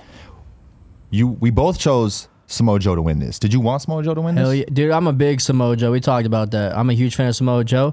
And I'm hoping this sets up some John Cena Samoa Joe action. At WrestleMania? I really hope so. I think Samoa Joe deserves that. I hope he wins. We shall see. Samoa Joe versus Cena. I'm here for it, but I don't know. Who else does he face? Do we just do another multi-match like Fastlane? I hope not. What are they doing with R-Truth? Why are they giving him so much camera time? He's going to always get camera time because he's like that fun guy, like, what's up, what's up? But these last couple weeks, he's been getting hella camera time. He's R-Truth. Yeah, I don't know. He always has. He's always been around. He's been around. I have like even like this last. They always find a way to fit him in. Like this last match he had, like he did his whole little rap song. Like what the hell? Like he's getting more and more love, man. Yeah, I feel like this run with R-Truth is a little different. And he's doing all the Cena moves and Cena promos. It's beautiful. It's absolutely beautiful. Honestly, I would have rather this stayed Andrade versus Rey Mysterio. I really want to see that match. I know we've seen little things of it, like little tastes here. What was there. it? Oh, okay, yeah. Yeah. I think the reason why they also did this is like they want to save a lot of this stuff. I think Rey Mysterio is going to get him for the final match between them two at Mania. Yeah, that's what I was fine with. As soon as I saw this change, I was like, okay, I think that's what's happening here. Then that's when I was like, I wish this it was also for a title. this gives Samoa Joe more time. It gives R-Truth out there, and it just gets it moving. Mm-hmm. And so I think that's what's up. That's why they made a move there, and I think that was a good call. Yeah. I just caught myself thinking that's what's up. What's up? All right, let's move it on, man. Then we got the Women's Tag Team Championship. Sasha freaking legit Boss Banks and Bailey versus Nia Boston Jax Hug. and Tamina. Boston Hug Connection, which is one of the worst names ever. But then we got Beth Phoenix I think it's the coming most back. perfect name ever. It is. I hate you for that. Whatever, man. I don't even want to say it. Boston Hug. Nah, man. Then we got... So, Sasha and Bailey won this. I think... I thought it was clear, but again, Twitter, y'all were disappointing me. Everybody in my mentions were like, no, it's going to be the Samoan Slaughterhouse. And I was like, oh, man, are we serious? Yeah, I didn't think they were going to give it up yet. I think they're building too much with this Bailey Sasha Banks thing right now. Especially with them going on the way NXT. They're defending the belts all over the thing right now. The way the Iconics called them out, they were going to win. 100%. And this time, Bailey had to take control, and they're selling on the announce table like, oh, like one's better than the other, and like we saw that finish. Yeah. in the elimination. Yeah, Corey Graves was shitting on Sasha. Oh. I was not with it, bro. Me and Tim were watching, and even Tim's like, "Hey, yo, Sasha's legs look like they're spaghetti," and I'm like, "Shut up, just stop talking, let them win, and let the wins and the streak talk for itself, man." Yeah, but yeah, I do agree a little bit that it wasn't her strongest night, but. Again, I don't know, man. When you're going up against Tamina and Nia, it's hard to make them. It's hard to make it look realistic. With Nia Jax and Tamina is they're being sold as like Andre the Giant / the Giant Big Show Kane type thing. Yeah. They're not supposed to be the people that hang like high flying wise, right? They're supposed to be the destroyers, and that's how it's supposed to be. I felt like this match was like Bayley and Sasha having their will at them, which I thought that was weird. Like going blow for blow with them, doing all kinds of stuff like that. I was just like, is that what this is? Should have been a little more finesse in the win. I know. I just think like it should have been like a domination by like Nia Jax and Tamina, which we saw a little bit of, but like show how big and stronger they are than everybody, and then Bayley and Sasha using some great tag work to end it. You know what I mean? Like we're the true like tag. We work together. We're the tag team champs, and we found a way over this like big like. Challenge to beat the big people. You know what I mean? Like, but it was more like they were on like level. It was weird. Yeah. And they built it that way too. Like it was more like a, Who do we want to see Sasha and Bayley face at Mania? Because right now I've seen some rumors. Trish, I've seen a lot of rumors of that. But it might be just like. I think there was also a rumor about like an NXT. It was like Sasha Banks and Bayley versus like an NXT tag team, a Raw tag team, and a SmackDown tag team. And they were gonna build this up to Mania. And like, a Raw tag team? Yeah, and there was gonna be like a little tournament for each one until they all get the shot at them in like a three-way. There was like a little like a thing like that. But like if that happens, that's awesome. Wait, so Sasha's in the match as well? Sasha and Bayley are in the match? Yeah. So it's a 4-way. So how do you? They get a Raw tag team and a SmackDown tag team and an NXT tag team. Oh, okay, and then just the winner takes all. It's not like a competition. Okay. Mania. Not like a tournament. Yeah, I mean, it's maybe cool. it's a tournament. I don't understand why is there a Raw? Maybe it's a tournament to like. Why is there a Raw tag team? Because aren't they the Raw tag team? Nah, because they've been defending it. There is no Raw or SmackDown tag team titles. What I'm saying, like, wouldn't they be the people representing Raw because they're from Raw? Nah, because it's not a Raw or SmackDown thing. That's what they're kind of promoting it as. But then you're saying promote it as a Raw and SmackDown NXT thing. No, but that's what they're like kind of planning to do. Like they'll take a tag team that's only on the Raw brand, only from the SmackDown brand, and only from NXT. And once you get the belt, then you're not anything. Then you just go anywhere you want. Yeah. Because right now they're just weird. Right now they're just women's champ. They're not Raw women's champ. I think I'd much rather see a 1-on-1 or a 2-on-2 than just throwing people in there because we know NXT is not taking it, and we're if they getting do, to a point where like we're disappointed. turning in like these pay-per-views are turning to like SmackDowns where we're like they're always fun to watch these multi-man matches. They're really fun to watch. They always will be. But we're at a point where it's like these multi-team matches are just like coming way too often. That's when Fastlane was full of them. The single matches are the ones that weren't great, right? I don't know, man. Think about it. What single matches do we have on there? Read them out.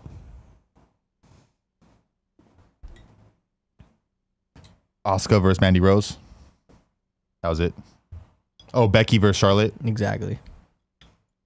Everything else was multi. Yeah, those matches sucked. Isn't that crazy? Everything else was multi-match. Maybe that's the new era of So things. at the end of Sasha Banks and Bayley versus Nia Jax. And both of those Tamina. matches were bullshit matches. Yeah. With other agendas. Interesting. And it looks like WrestleMania's cards are going to be full of that shit. So I'm like, I don't know. It's interesting. A lot of three-way shit. A lot of like... And again, it's cool that it's a three-way. They could still end WrestleMania main event with like the 4 horsewomen. We're not going to get the 2 title thing. But maybe on the way to WrestleMania, we still get Asuka, Charlotte... Or like, I don't want a 3-way. Screw this. Let's just do Becky, Charlotte. Whoever gets to face Ronda. And then like they go off and it's Becky. And then Charlotte's like, I still need a match. So Asuka comes out and challenges like, I want this again. But Charlotte comes out on top and we have the little 4 horsewomen thing at the end. That would be cool. Or they should have had the 3-way. Becky wins. And then Ronda and her like 4 horsewomen come out and start beating on Becky, right? And then the 4 horsemen have to come out, and then Charlotte joins in to help out. Like, what if it's like one of those moments, dude? Like where So Sasha Bailey come out to help Becky, but they're all getting beat up. It's too many people. It's 4-on-3, and Charlotte's watching, and she's like on the railing, right? She's on the ramp, and she's just watching, and everybody's getting hyped up. And Charlotte's like, screw it, and she runs in and helps and like paves the way. And the 4 horsewomen of Becky Lynch, Charlotte, Sasha Bailey all stand tall over the other 4 horsewomen from the UFC. I just think with the 4 horsewomen Dude, versus the they're 4 all horsewomen, here, though. I feel like it's all. Anytime they do it, it's going to be great. Like there's really no special way But they can do it, no matter what they do. Imagine that kind I don't of think it's happening at Mania. It has to though, because Ronda's gonna leave, right? I don't know, man. Ow.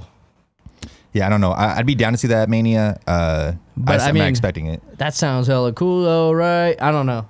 I'm getting too hyped. I always hype myself up with these stories, and it's like Everybody's WrestleMania prediction is like some great moment. It's like every wrestler you talk about that you have and opinion also on there's has no like some You're great moment. Oh, right. What if Ronda? Yeah. What if Ronda just wins? What if Brock just wins? Imagine how mad shit. everybody's gonna be at WrestleMania. Imagine Kofi loses, Brock wins, and Ronda wins.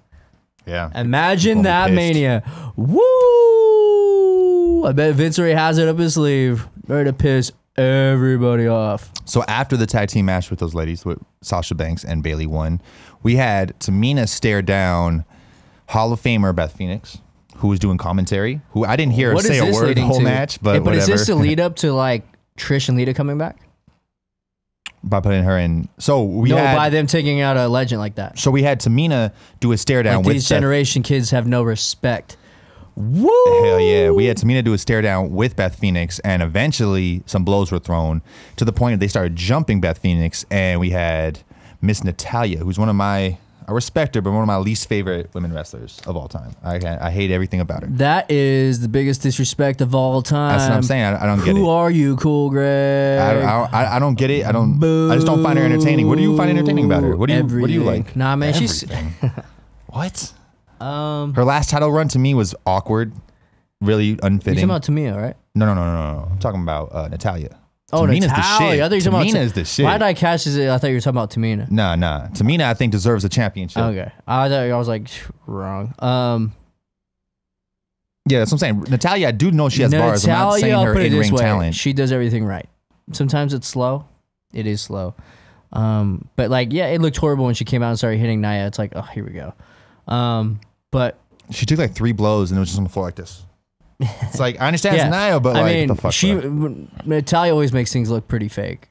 She doesn't know how to make it look. You're really upping her right now. You're making her in this sport. That's the one thing you can't, you have to nail. But I mean, it is what it nowadays, is. yeah, that's what they try to do. I mean, the thing is, like, she's really good at everything she does, though. And she helps a lot of the younger wrestlers. And it's like, she's always going to be up there. She's a heart, and it's like, it is what it is.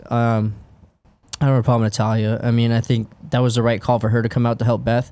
Maybe they're going to start a little thing with Nia Jax and her. Well, they're versus definitely Beth and starting- Natalia, but there definitely looks like there's going to be like a legend thing Because happening they're here. what are they? Divas of Doom? Yeah, I feel like there's going to be like a, So then they're definitely I feel like going to there's be doing I think something. there's going to be like a, oh, you're disrespecting the legends that came before you shit. You know, And who's beefing with them because of that? well, it started with this Beth Phoenix thing, but maybe that's how Lita and Trish come into play.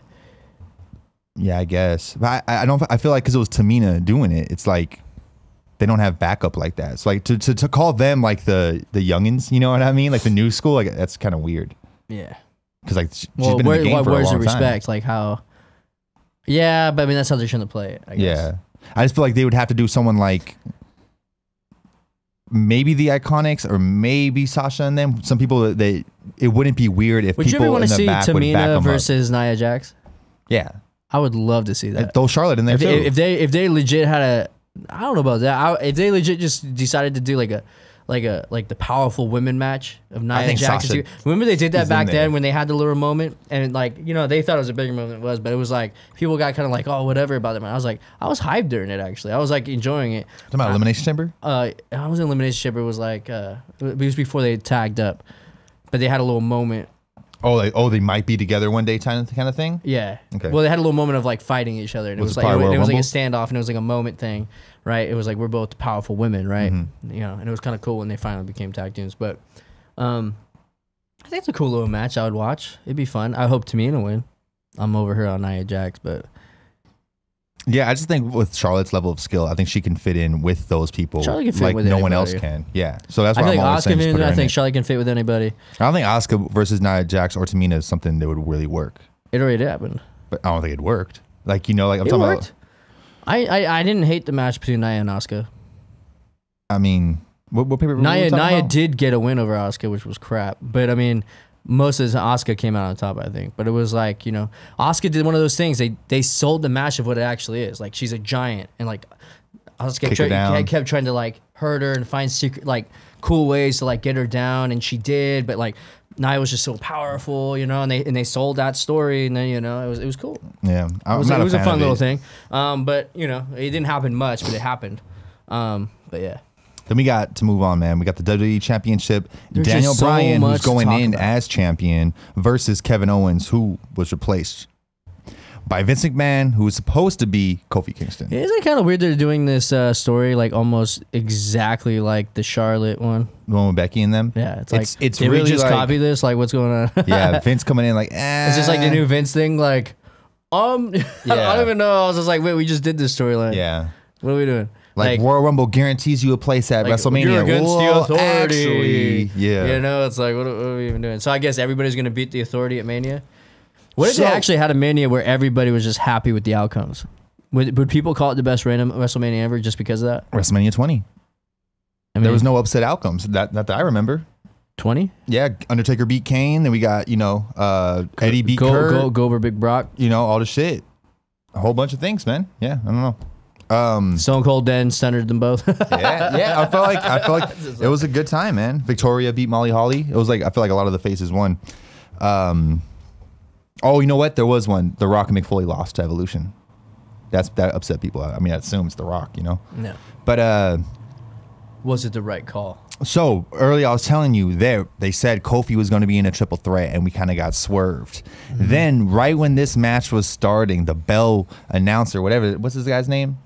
The ladies and gentlemen, the thing I steal from my intro, Yeah. that guy is saying it's a triple threat match. Like, who's this? So for a Were you couple kind of let seconds, down we're when like, it was what? Mustafa Ali? I was 100% let down. So it was Mustafa Ali. Like, okay. Honestly, I mean, I don't hate Mustafa Ali, but I I was don't like, either. when they mentioned him, I was like, well, he's gonna make the match cooler, but like, this fool's taking the pinfall. I have a lot of respect for him. He's now the one taking the pinfall, and Daniel Bryan's winning. I have a lot of respect Facts. for him. He's just like one of my biggest problems that I don't think I'm in. I think I'm really by myself on this. I don't see nobody agreeing. Can that guy with me, really sell a match ever? Is that Or I is he just think gonna put on hot fire matches only? I think WWE's they're taking their either their cruiserweights or their intercontinental US title weights or their heavyweights, and they're just mixing up their placement, and they're putting the champions in tag team titles and all these things, and that's my biggest problem with WWE right now. And like, bruh, Yeah, people used to know their place, and now they don't. like Ali Bars champion though, I don't think he's there yet.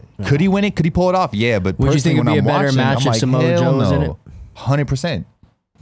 That's all I was telling you. One of my problems with Samoa Joe having the title is like I think it's under him. I do think he can pull it off, but I think everybody he's fighting, he's like R-Truth I don't know and what it was. Mysterio. It was like Come the on. way he's been like not like a non-factor, and all of a sudden that he is a factor was exciting. Yeah. I would love to see him face John Cena to become even bigger and win, and then lose the United States in some BS fashion, and go for the bigger title. Like right now that Samoa Joe is the U.S. champion, Where's Bray Wyatt? I would in all love to this? see Jeez, he's gonna come back just after teasing Mania. comebacks. He's never coming. Oh, But, he's coming.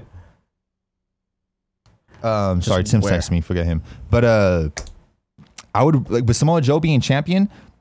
I would much rather him be fighting versus Rusev versus Shinsuke and have all of them going for the title, and those people I think maybe give him one. I mean, Shinsuke can be heavyweight champion anytime, right? But give them maybe a short little title run and then bump them up into the heavyweight conversation. Like I feel like it's all mixed match right now, and that's Has my biggest Shinsuke problem won with the it. title? He has, right? Shinsuke has not won the title. He never got it. Nah. That's crazy. And they took him out of the conversation. Like now he's like, you know, He never got it from but- AJ, huh? I thought he did. Didn't he like win the title off of like a low blow? They were hitting each other in the nuts for like a good month straight. They're hitting each other. I might be wrong about that. I don't remember Shinsuke ever winning. Yeah, I don't remember if you Shinsuke did that ever one, winning. for some reason I'm blanking on it, like because it was so quick. They fought at WrestleMania last year, but then he lost. but that was the biggest letdown. That and That match Asuka. was like what? Asuka lost to And then Charlotte. Asuka lost. Because I was convinced that Asuka was gonna beat Charlotte and keep her undefeated. They're gonna build this undefeated streak. Yeah. And this year we were gonna have Asuka versus Ronda and an undefeated like submission match or something. That was gonna be just nuts. right? Like, what's gonna happen? It's fucked up, man. And it just imagine that. That would be cool, dude. That would have been really cool. But you know, I guess you can't really build that. But we did have that big ugly dude. What's his name? Roman or whatever in Daniel Bryan's corner. What's the brother's name? Rowan. There we go. Yeah. Roman. You talking about Roman Reigns? Nah. Sorry. I just don't care about bro life. I mean, like Luke Harper just came back yesterday too. Yeah. So I was hoping like maybe he bring rocks. back the Wyatt family. All this Shield mess. Man. No, who was better? The Wyatt family. Oh no, you know that's gonna be debatable. But look, I'm gonna go ahead and say it right now. I'm gonna jump the board. I really, really, truly enjoyed the Wyatt family. Yeah. How they used to jump people all the time. And remember, Shield was jumping people at the same time. And then we finally had them go after each other. And the standoffs they would have. And the Elimination Chamber. If you haven't seen this match, go back in time.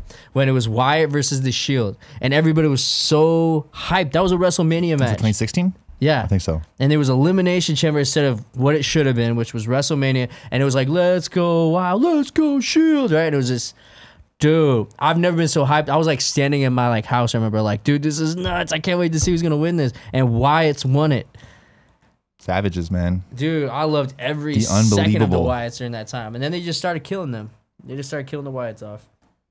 So what'd you think of this match, man? Daniel Bryan, Mustafa Ali, and Kevin Owens. Because as soon as we saw Ali come out, I looked at Tim and I was like, I'm very disappointed. Like I don't know. This takes the interest. I'd rather a one-on-one. I don't think this is it. Halfway through the match, I was like, I am completely wrong. Like. Ali's the guy to keep your eye on. He was the most entertaining part of it. Oh, yeah. I mean, Daniel, you know, it sucks that people just aren't on Daniel Bryan anymore because he's not doing that yes thing. But, like, dude, the dude puts on great matches and he gets the business. Like, his again, gimmick's great right now. He's selling this heel thing. Yeah. It's so great to watch. You don't deserve to be here. You don't Another deserve guy like The Miz who just understands the business so much. Yeah, and the way they wrestle, you know what I mean? And the way, like, just the way everything Daniel Bryan's doing things is just fun to watch right now. With Rowan on his corner, you know what I mean? It's like, it's fun to watch, man. Like, he seems unbeatable in his heel because he has so many people in his corner, you know? Like, he always just pulls it off. And then the best thing was his promo backstage. I don't know if you saw that, but it was killed it. Who, Ali? No, Bryan. I don't think I saw it. He went on a rant. I went to go get a beer. It was great. What did he say? What was he talking about? It was like he did this whole rant on like on his like title and like he went on this whole rant about the WWE universe and all this other stuff about being like always fighting to be the planet's champion and all this stuff. It was great. It was really fun, man. And he like it all starts with him just like being like hella defeated and like also like so proud of himself and him staring at the title. It was like so perfect. You know, it was fun. So he gets taken out. Kofi gets him. So when we had Kevin Owens give a stunner to Ali, made me real excited. I'm not gonna lie. And he was about to get the pin, bro. I love seeing it. And then I went back to going like, is this the stunner, his new move? And then he did the pop-up powerbomb and the kick out. Yeah. When's the last time is this fool ever gonna get a fucking pin with the pop-up powerbomb? I know, man. It was vicious. Or is that just gone? And before I'm gonna jump back a little bit, during the New Day match in the kickoff show, Xavier took a nasty powerbomb, a double powerbomb outside of the ring. That shit was crazy. I was he like, had ice later on during a segment. Did he? I didn't even notice that. That's crazy, but that makes sense, man, because that shit looked vicious. But yeah, so Daniel Bryan, we both said he was gonna win. I think it was pretty clear. Did you have any thought that maybe Owens would win, or when you saw Ali come into the conversation, did you think at all that he had a chance? I think the way they're selling Daniel Bryan right now, the way Daniel Bryan's killing the character right now, he's not losing the belt. So what's up? But they're selling, like I said, they want Kevin Owens to go over strong right now. So Mustafa Ali, in my opinion, was added just to add some cool flair to it, but make sure Kevin Owens stays strong. But they could have done that anyway with Rowan. Like, I don't understand why they needed. They did have a cool moment with Kofi and but like the New Day. when Mustafa Ali came out, I was like, well, he's getting pinned. Yeah, you know, and like that was a cool little ending. The knee at the end, it was like, what I didn't like, you know, this is also like really debatable how we like. The "We Want Kofi" chants during the match, because you know if the audience is into it, sometimes it can ruin a good match. In my opinion, that match was fire. They killed every aspect of that three-way title match, and they were doing some great spots. Kevin Owens was killing it, and every now and then they would have to stop and clap because it was like the match was that good, and they had to stop being like clownage with this like Kofi chant. But the Kofi chant keeps things alive. And Vince's mind, everybody else is like, yeah, Kofi's gonna take that title if we keep this up. You know, I don't know. It's kind of like back in the day when that. people were doing that with Daniel Bryan, right? So it's like we have to put the title on this man. Yeah. And it's like I feel like that's happening with Kofi right now. So it's cool that it's happening, but I didn't like those chants throughout the whole match. If you started it that way, cool. But like during the match when these dudes were doing hella great and they were starting to do it, it was like, come on. For me personally, I think I can get frustrated when the chants are ruining the match or even affecting the match when they're random. Like when just because they're in Chicago, the CM Punk chants or this and that, things that really don't make sense and you guys are just being marks to be if marks. the match is that good, then it's like, come on now. But then if that match was butt and it was like, I'm so over this, you know, and then it was happening, it'd be like, oh, that's kind of cool. Like, let them know, you know. But now it's like, that match was good. It deserved like some like, this is tight. In my opinion. And especially when you knew Kofi's coming. You know, you could have done it after the match. They did it perfectly before it. But like during big spots, they started to do it, and it was like, come on.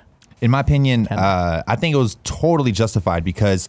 And the announcers were trying to play it off the whole time. Were you listening to them? What are you saying? The announcers the whole time they were playing it off. Like what were they saying? Well, they were like saying things like, "Oh, this is Mustafa Ali would usually feed off the crowd right now. Like you'd feel the energy, but he's just hearing these Kofi chants." And then later on, they're like, "Daniel Bryan just knows how to exit all out, you know, and that's why he's still being dominant, you know."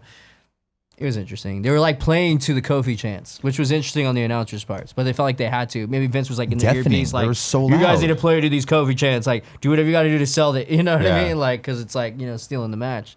But yeah, interesting. I do think it's completely justified because first off, we had a huge swerve just to get us here, and they took Kofi out, you know, obviously. But, you know, we expected not Kevin Owens versus Daniel Bryan for it to be Kofi. Yeah. The match we there wanted. were swerves all night. Then the very last second, right before the match starts, triple threat, and then randomly Ali comes out. So that was a hard ass swerve. So it's like I don't think Daniel Bryan or Kevin Owens can even like take it personal at all. Like it's 100% like we were reacting the way Vince wants us to and they reacted react. it in the same way too. They were just looking at it like. They looked at him like, and then I like how Daniel Bryan walked up to both of them. You don't deserve to be here, and you don't deserve to be here. Yeah. And I was like, this is great. Yeah, so I thought it was cool. I don't hate on the fans at all for doing that. I mean, I do see it as being annoying, but I don't know if you're going along with the story the way you should be, then it is what it is. Yeah. Then we got the Raw Women's Championship, Becky Lynch versus Charlotte Flair. This is another thing. It served its purpose, and everybody was wondering how it was going to go down because you knew Becky was going to be a part of it. I was like, it could be a disqualification. Because then when Becky came out with her whole limp thing going on, I was like, well, it has to be disqualification. They're not going to have Becky win with a limp. You know what I mean? So when they were really selling the limp thing, I was like, cool. But the problem with me was like, how long did this beatdown go for? Was it like 10, 15 minutes? Dude, Charlotte was... Jeez. Charlotte looked so good. Bro. Like, it was like, yeah, but it was like...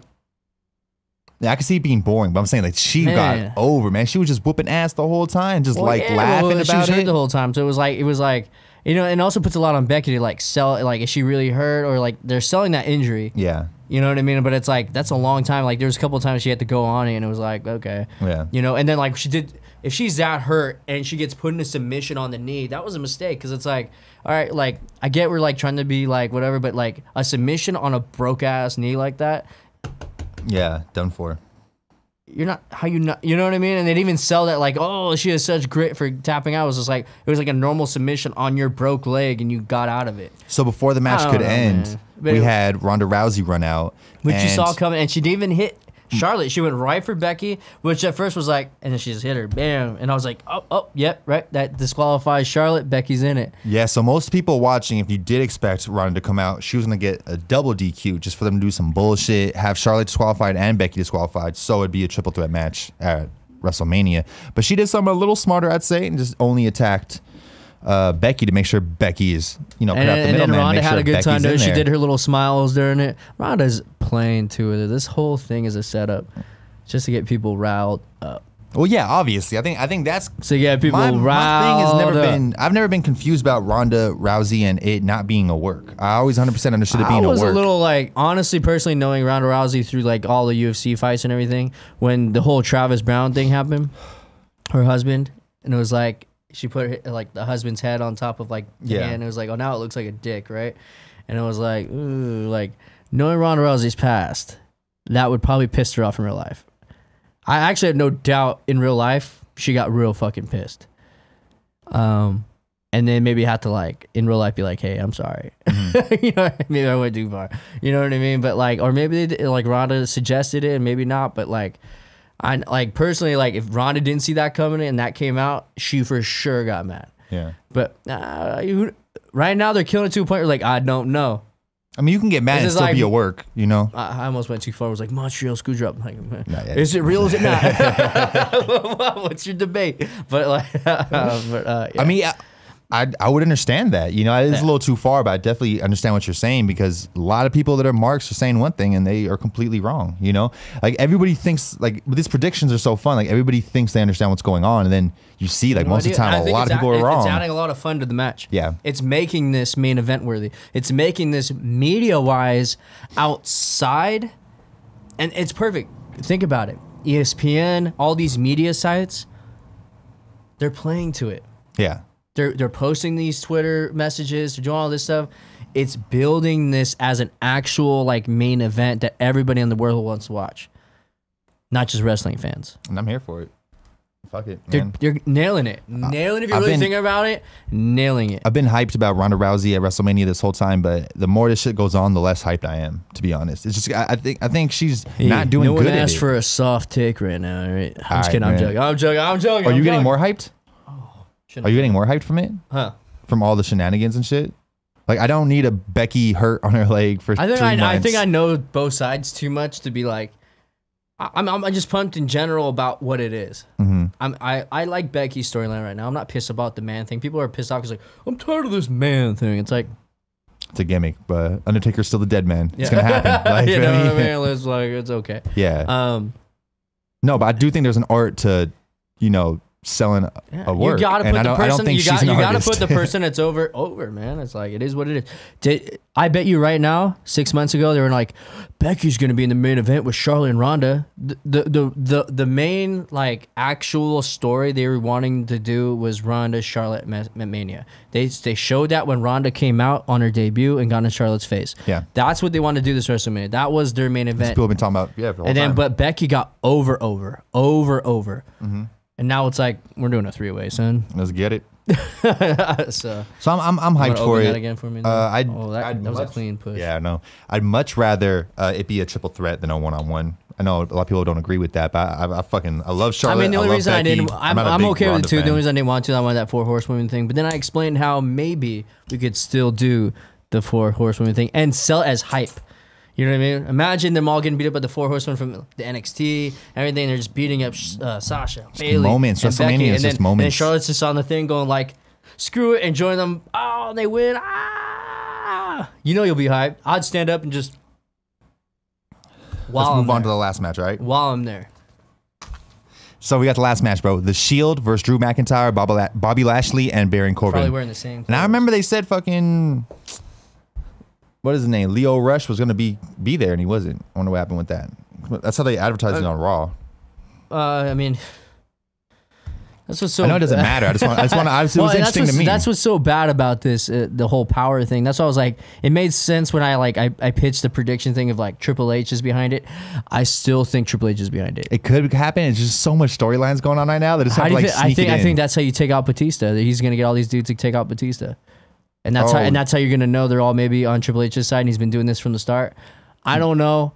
Like Drew jumps in at Mania. Drew or before Mania. Bobby Lashley and at Mania. Yeah. They beat up Batista or before Mania. At Mania. Oh, okay. Maybe, I don't know. I can see it, man. I honestly didn't. There's so many things I could do here. I'm just kind of like, because again, They already put into place, right? We're getting, by the way, this is Monday, so we're getting updates on Raw, right?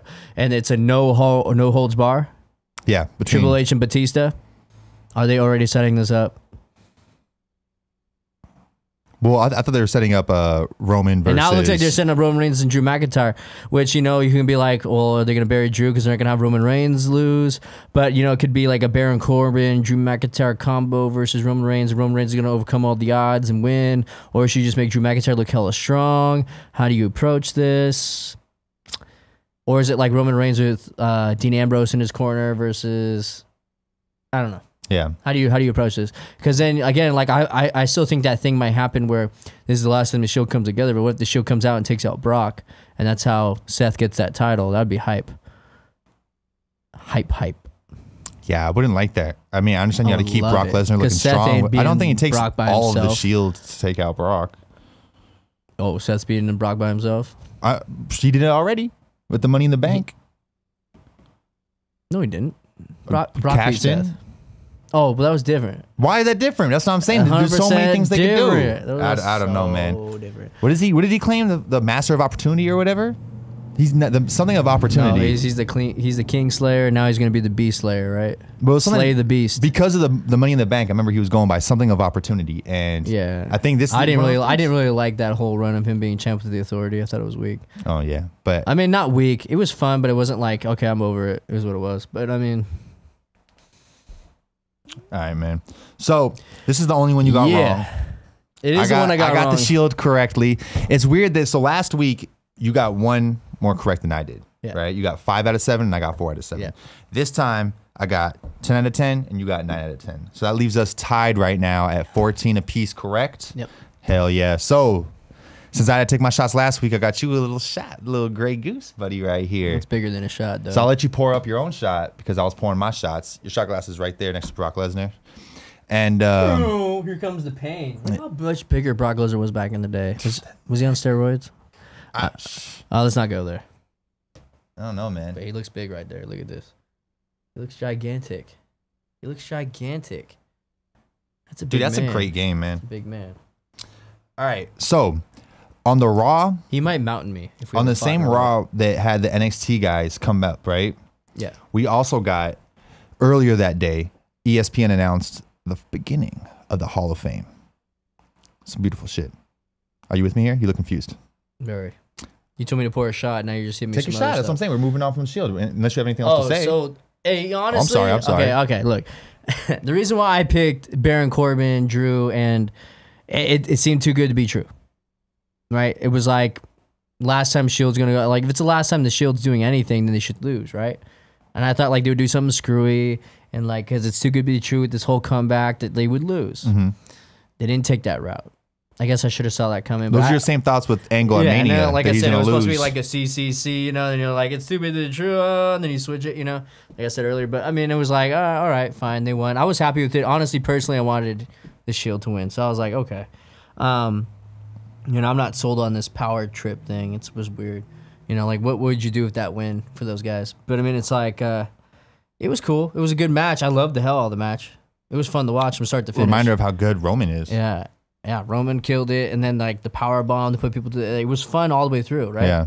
And I had a good time. And then Bobby Lashley looked real good in the match. To show how like athletic and good Bobby Lashley could be, he showed it in that match. Mm-hmm. And the announcers have to put it out there in like a weird way, like we haven't seen this Bobby Lashley in a while because he's fighting a bunch of smaller people in the Intercontinental matches, right? Yeah. But it's like against big dudes, he can put them down the same way, like lift you in the air and put you down, like big dudes. Like he was spearing people, like dude. Lashley looked athletic and fun to watch. In the beginning of the match, when they had the stare down and he was staring down Seth Rollins, I was looking like, damn, like height-wise, they're similar, but size-wise, completely different Because, you know, things. like, I heard Bobby Lashley was to get some kind of push. What do you do with Bobby Lashley at WrestleMania? Is it a Finn Balor thing? I hope not. I hope. Seems like it. Maybe put Bobby Lashley versus Strowman. If Drew McIntyre's doing this whole Roman Reigns thing, maybe you do Bobby Lashley, Strowman, and give Bobby Lashley the big win out of nowhere. Strowman's like a new Big Show where he just But then becomes at the same time, face or you know, heel. like we got that update that now he's the Intercontinental Champion, right? So it's like he just beat Finn, which I'm gonna put it out there. Finn lost the Intercontinental title, folks. Is Undertaker next? Mm. They didn't look Finn look weak. Yeah. He got the distract thing happen. You know, so he didn't go out weak. So it's you were like, saying you had some thoughts about maybe it being Taker versus dude, Angle, right? Taker versus Demon is what I want. But Kurt Angle also did a retirement match thing. Who does he face? Because then it would be awesome because the whole Cena thing, you know, Cena's first debut match was against Angle. I could see how that's cool, but it's like Angle can't really put on a good match. Cena's getting to that point where he can't, so it's like, it would be fun. I mean, people will get hyped for that match, and it can't last long. Yeah. I don't want to see Baron Corbin end it. That'd be whack. But I mean, I guess whatever. Who ends it? There's been rumors about Undertaker ending it. Roman comes back and is like, Angle, remember when you took my place in the Shield? That shit was not cool, bro. That's how you give him a little, you give him a little heel shot. But I don't know about that. Definitely not happening. What? Hey, why not have a broke man match? You know, like have Sting come out and retire Angle. I hear you, man. I would love that from the TNA. Like, why not? Dude, have a small match where Sting takes out Angle. Why not? No, not dope, man. I hear you. I don't even know I don't know who's gonna face Angle at this point. Maybe it might be Taker and Finn's doing something else. But I still think the match to make while Taker's like semi-movable is the Demon and Undertaker. I would so love that. I don't know if it's going to do. Imagine being there watching those entrances. Because we were at Levi's when it was Bray Wyatt Undertaker and it was ruined by daylight. Man, they should have waited on that one. I want to move on. We're getting towards the end. I do want to say you can't just move on from those kind of cool things there, Cool Greg. We're at an hour and a half. You're supposed to be cool Greg, cool We're at Greg. an hour and a half. I got 2 more pieces of paper, man. We gotta run through this. Yeah, hit that. Are you doing it with me? Should have been hit. I didn't get anything wrong. Oh, I guess you're right. I'm not taking this whole thing though. Yeah, don't take the whole thing. I mean, what if I told you I'm a teacher and I got grades due tomorrow? All right, guys. Yeah. As I'm pouring this shot, hopefully it's never caught by my administrators. I want to remind you guys, this show is a Patreon exclusive and we do not have any ads. What we do have is best friends in the community, and one of the best friends has a company, and that company name is Strong Style Brand. They've been so cool since I've met them. They've held me down, and they want to hold you down too by giving you a hat and a pin. I've picked the first, well, I didn't pick, Tim helped me pick because it was illegal, but I got the first winner from last week's, and his name is Toby F. And because of that, I want to start this with his question that he left on Patreon for us. Oh, hell yeah. Good job, Toby F. And reminder to you guys, go to strongstylebrand.com, use promo code BESTFRIEND for a little discount. Take some pictures. You want to do this at the show end me or right now? And I'll add you on Twitter. So why are you doing the shot? Just to do it? Because we're tied? Okay. I'm a drinker. But, so his question I don't know, is, man. Vodka Grey Goose ain't my business. I'm more about whiskey Jameson, maybe a little I got an empty bourbon bottle and an empty Douce bottle at my desk. I've been fucking up, man. I drink a lot. So when you showed up, I was happy we only got one question wrong because I didn't have no shots for us to take. But I do want to answer some of these Patreon questions. From Toby F. He says, let me read the whole question before we answer. We'll decide what we want to answer, right? I'm already answering. What is the most emotional WWE moment for you guys? Also, you should... Never mind. Yeah. So what's the most emotional WWE moment? For me, hands down, and I'm going to sound like a broken record, so I feel like every time I'm on camera talking about wrestling, I'm talking about the same things. When Eddie Guerrero passed away, man, that hurt so badly. I know that wasn't storyline, but that was probably the most emotional moment I've ever had, period. Other than that, Undertaker getting buried alive at Survivor Series 2003. I thought it was real. I went up to Tim. I thought it was real. I saw it with my own eyes. There was dirt on top of him. I still to this day don't know how they did it. It was crazy. Because it was, do you remember, it was the tractor or whatever dropping it. So I don't know what the hell they did. It was a trap door, man. He just went, bloop. A trap door in the dirt. They show inside the thing. I understand, like, obviously he's alive, so they had to have done something. But the trap door looked like dirt, and it was an amazing job. Good job, guys. What about you? I would think it's one of these guys' retirements, like WrestleMania 19. You know, I've had some spooky ones where, like, one that really like got me when I was younger, when Sting was lit on fire by Raven. I was like legit and like horrified because I was like young. I was like, what? How do you like? That's a legend. They just got lit on fire. That's not cool. But what else? What was that time that me and you were watching this? And there's the Ric Flair, Shawn Michaels moment. It's not really emotional, but I think the next night with the RIP, like Undertaker came out, everybody was coming out and doing their, like, you can watch online, it's the retirement of Ric Flair at WWE, and everybody kept coming out and doing their respects. Undertaker came out, did his respects. That was cool. Man, like really, really emotional. We gotta wrap it up, man. It's hard, dude. I think that's gonna be it for now. I think those are some great ones, though. What were you about to say? There was one in there. What was we did a watch along. Undertaker. What was that? Undertaker retiring? We thought he retired. Oh, and my face was all fucked up. You They were took all about the to cry, screenshots. bro. I mean, we were all shocked. We were all in shock. Like, that changed everything because alcohol was in place. But I'm talking about as a sober person, these other memories really lasted with me. Right here, I was like, I remember being pissed off, but it was just more of like drunk and confused. Yeah. But I want to move on, man. Emotional moment. My man, wow. DH Canada, I've had some who- happy moments, but emotional. Yeah, that's right. I went for the bad emotional. I guess there could have been the happy moments because like when Eddie Guerrero and Chris Benoit won that together, I was like over the top. So Drew Canada, aka DH Canada, aka the first man to ever have a Let Cool Greg host sign at a Raw event, and now look at me, man, hosting shit. Thank you, bro. But he says, I mean, actually, to be honest, I have to be real. I remember watching the actual pay-per-view with Owen Hart. oh, That was some real shit. you were old enough to understand what was going on? Mm-hmm. Oh shit, I can't even imagine. I couldn't do it, even with somebody. we I were didn't like, well, we were young. I was young enough to be like, and like, Yeah. and then like like there was a dad in the room. He was going like, "Oh my god, this is." We were like, "Oh my god, is this really happening?" Like, what? You know, it was like it was hard to get through the show. It was Yeah. like, what is happening? You know, it was nuts. It's really amazing how uncommon things like that are. You know, we've had a couple like with the announcers, heart attack scares and things like that. But you would expect with a business like this, it would be a little more common. And I thank God it's not. You You know know, what a happy emotional moment was? When they said JR reached the Hall of Fame and he got a standing ovation.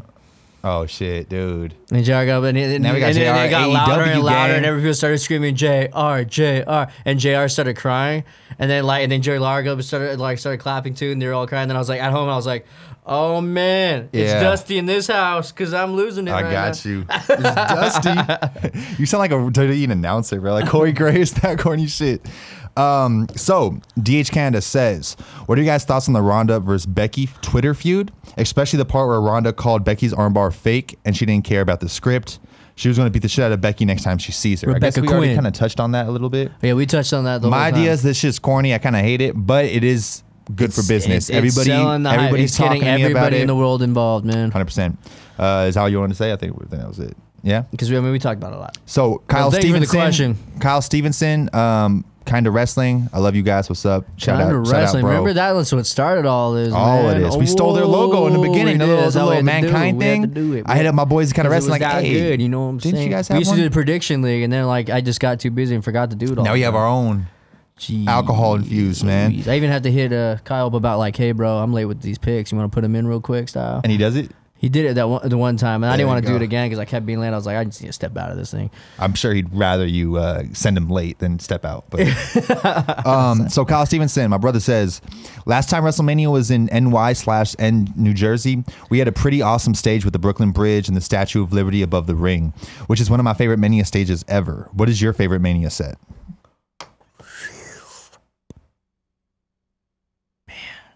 These are hard questions because This there's so set many I is like. a little tough for me. And you know the Orlando one with the roller coaster was pretty badass. We got to dude. pirate this next time.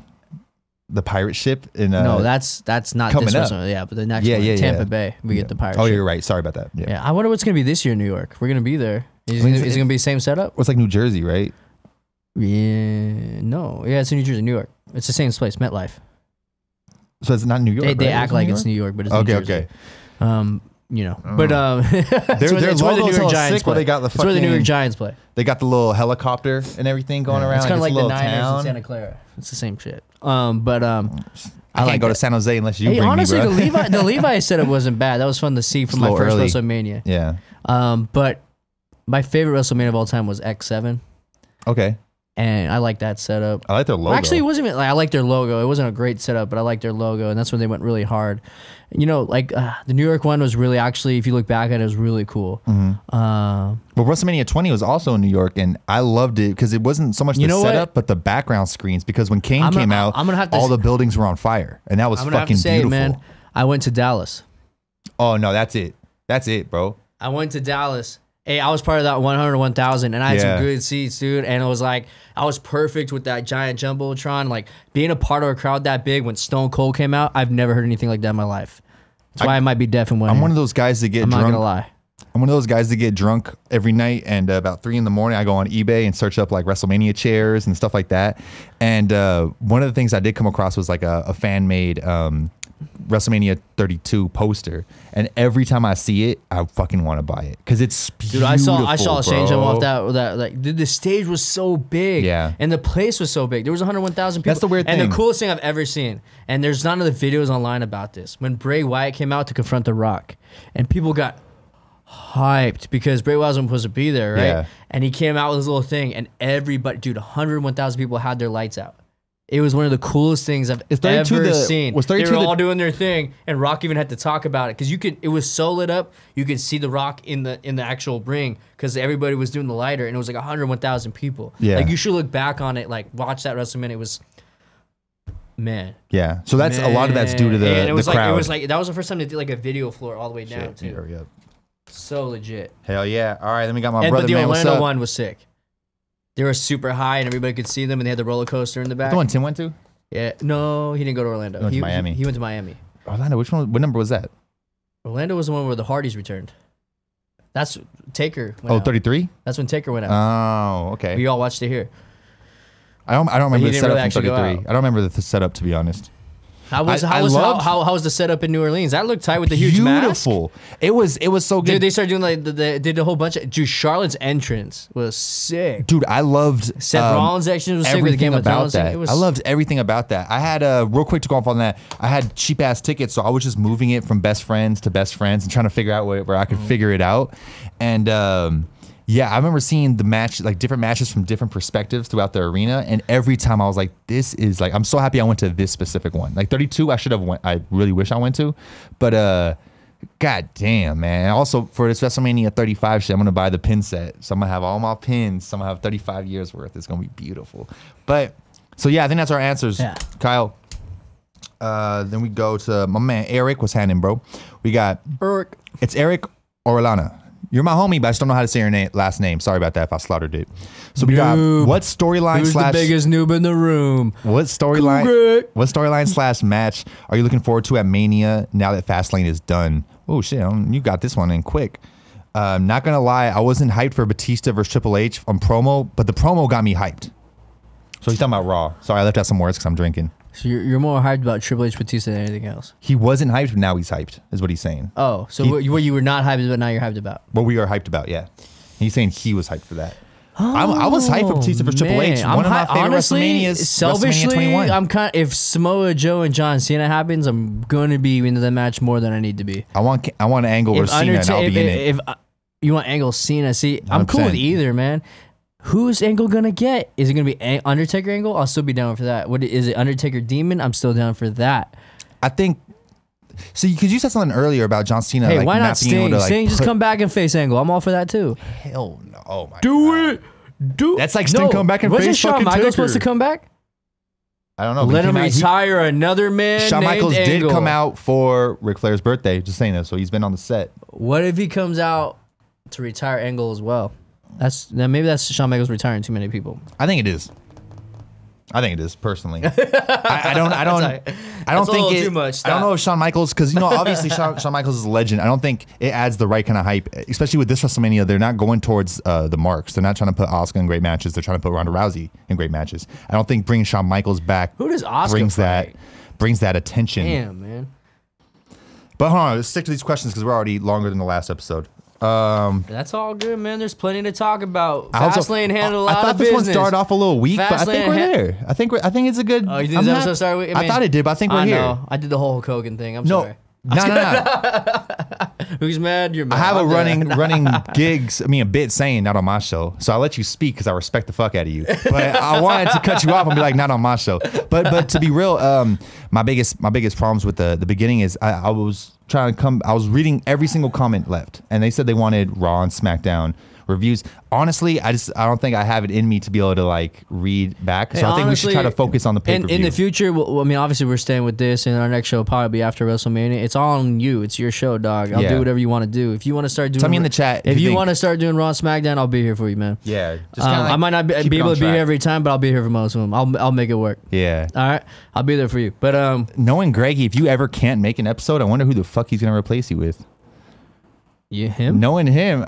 Oh, that'd be great too, but I don't know. Knowing him, he's gonna do something crazy. You can do it yourself, dog. Hell, it's time to get that confidence for Cool Greg. I'm drinking all these 6 beers before I get through the second match, man. We want Cool Greg. So we gotta. Hey, before we cut this out, we gotta go back to the Hall of Fame, right? But before we do that, I'm sorry, I cut off your name. What happened with I cut off your name, bro. So the next question is, congrats, Cool Greg. I love the show. But on a side note, Nia gets no love because remember I talked about Nia last time? Yeah. So he's responding to that. Nia gets no love and she doesn't deserve it because she is dangerous. She injures everyone in like every 6 matches. Hey, in all honesty, I heard Nia's a sweetheart in real life. I could be wrong. It's not the conversation at all. But I think it is the conversation because it's like that was being a sweetheart. I think she's.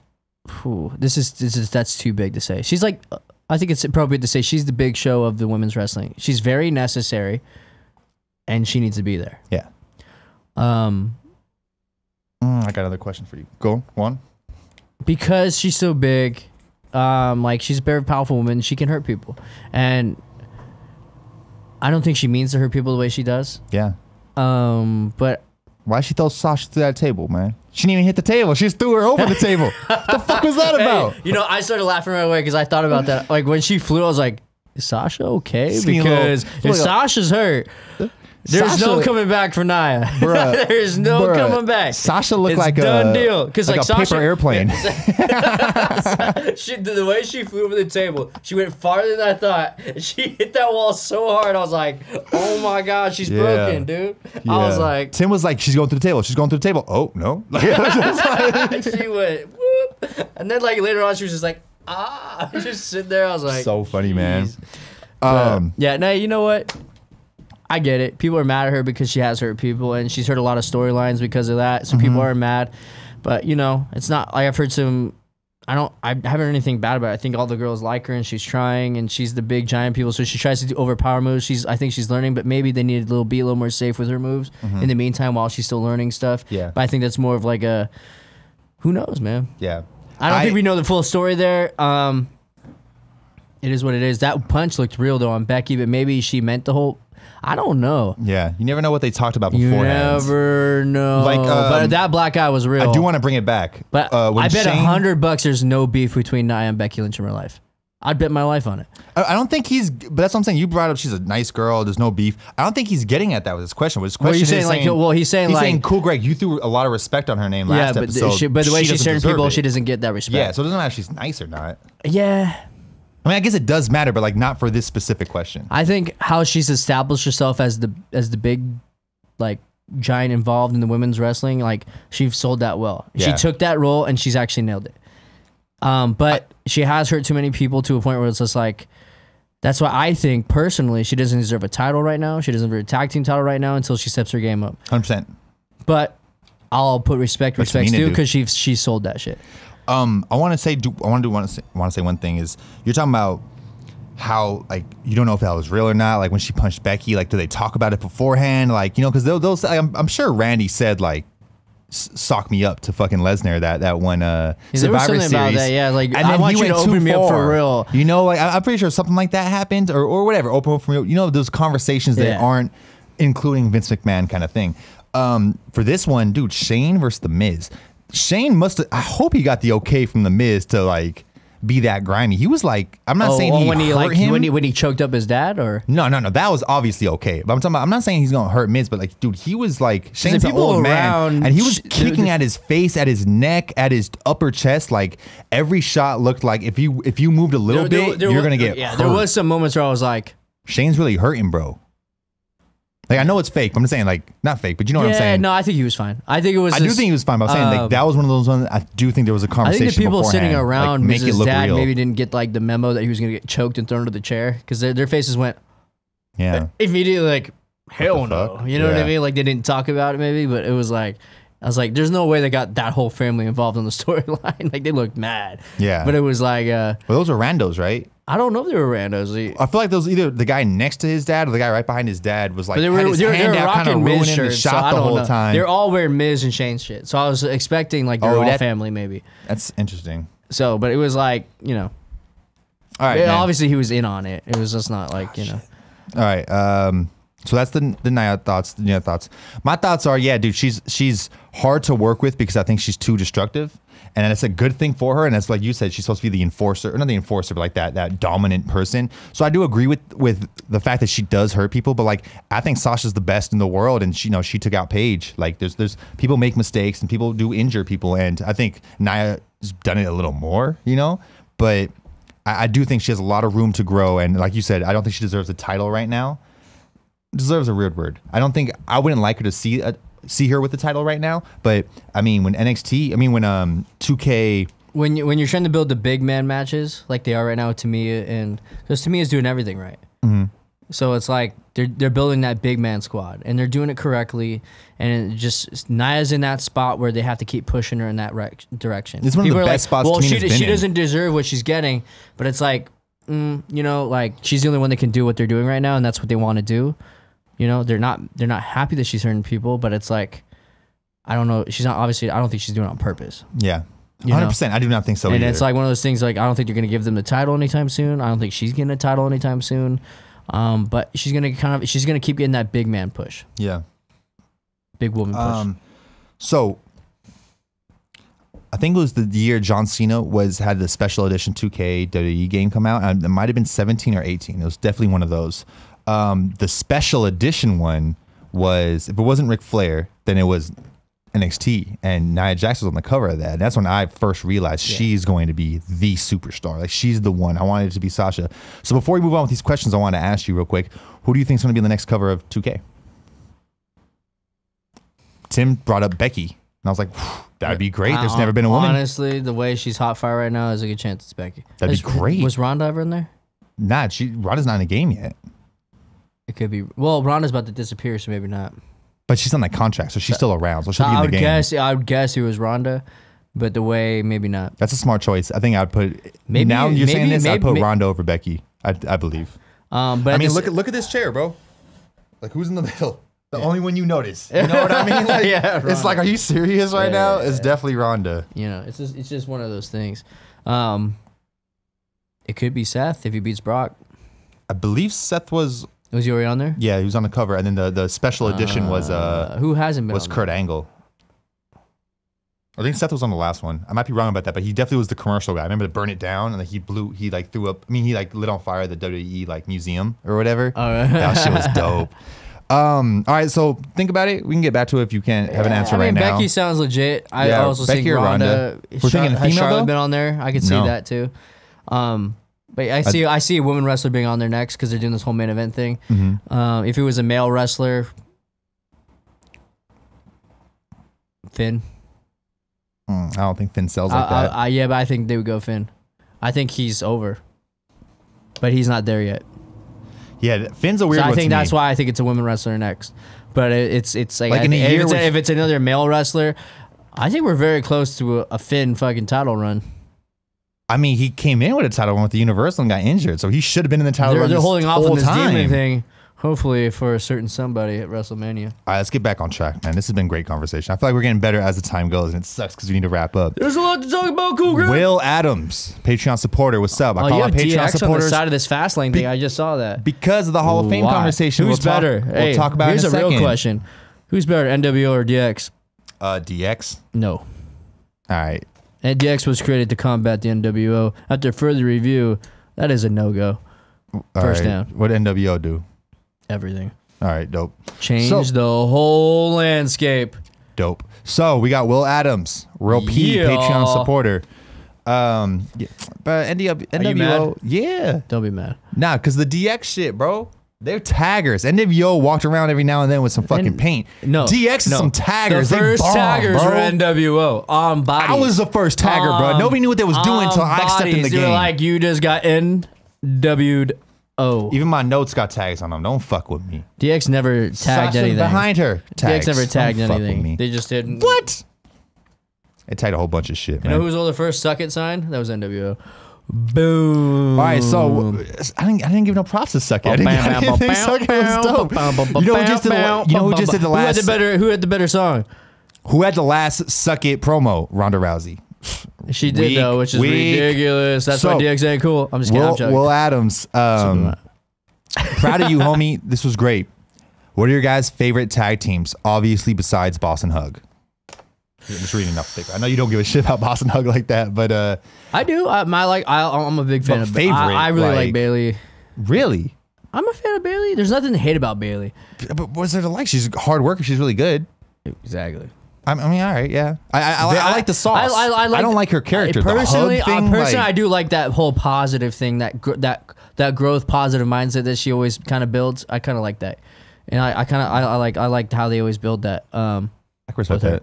That makes sense. But I'd rather the power of positivity from the New Day. We'll make it kind of like a joke. But I like that too. Yeah, but that's what I'm saying. With her, it's a little too real. Like, I don't know. It's not much of a character. But I like that though, man, because it fits everybody. There's a lot of people who love that positivity when she comes out. Yeah. I think, and I like that. Yeah.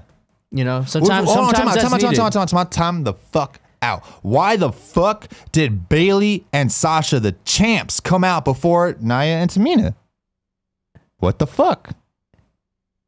Hold on, throw some respect on their titles, man. I didn't understand that. I thought there was gonna be a title change just because of that. And I was like, what the hell's going on? I know it's not a big deal. Pissed me off.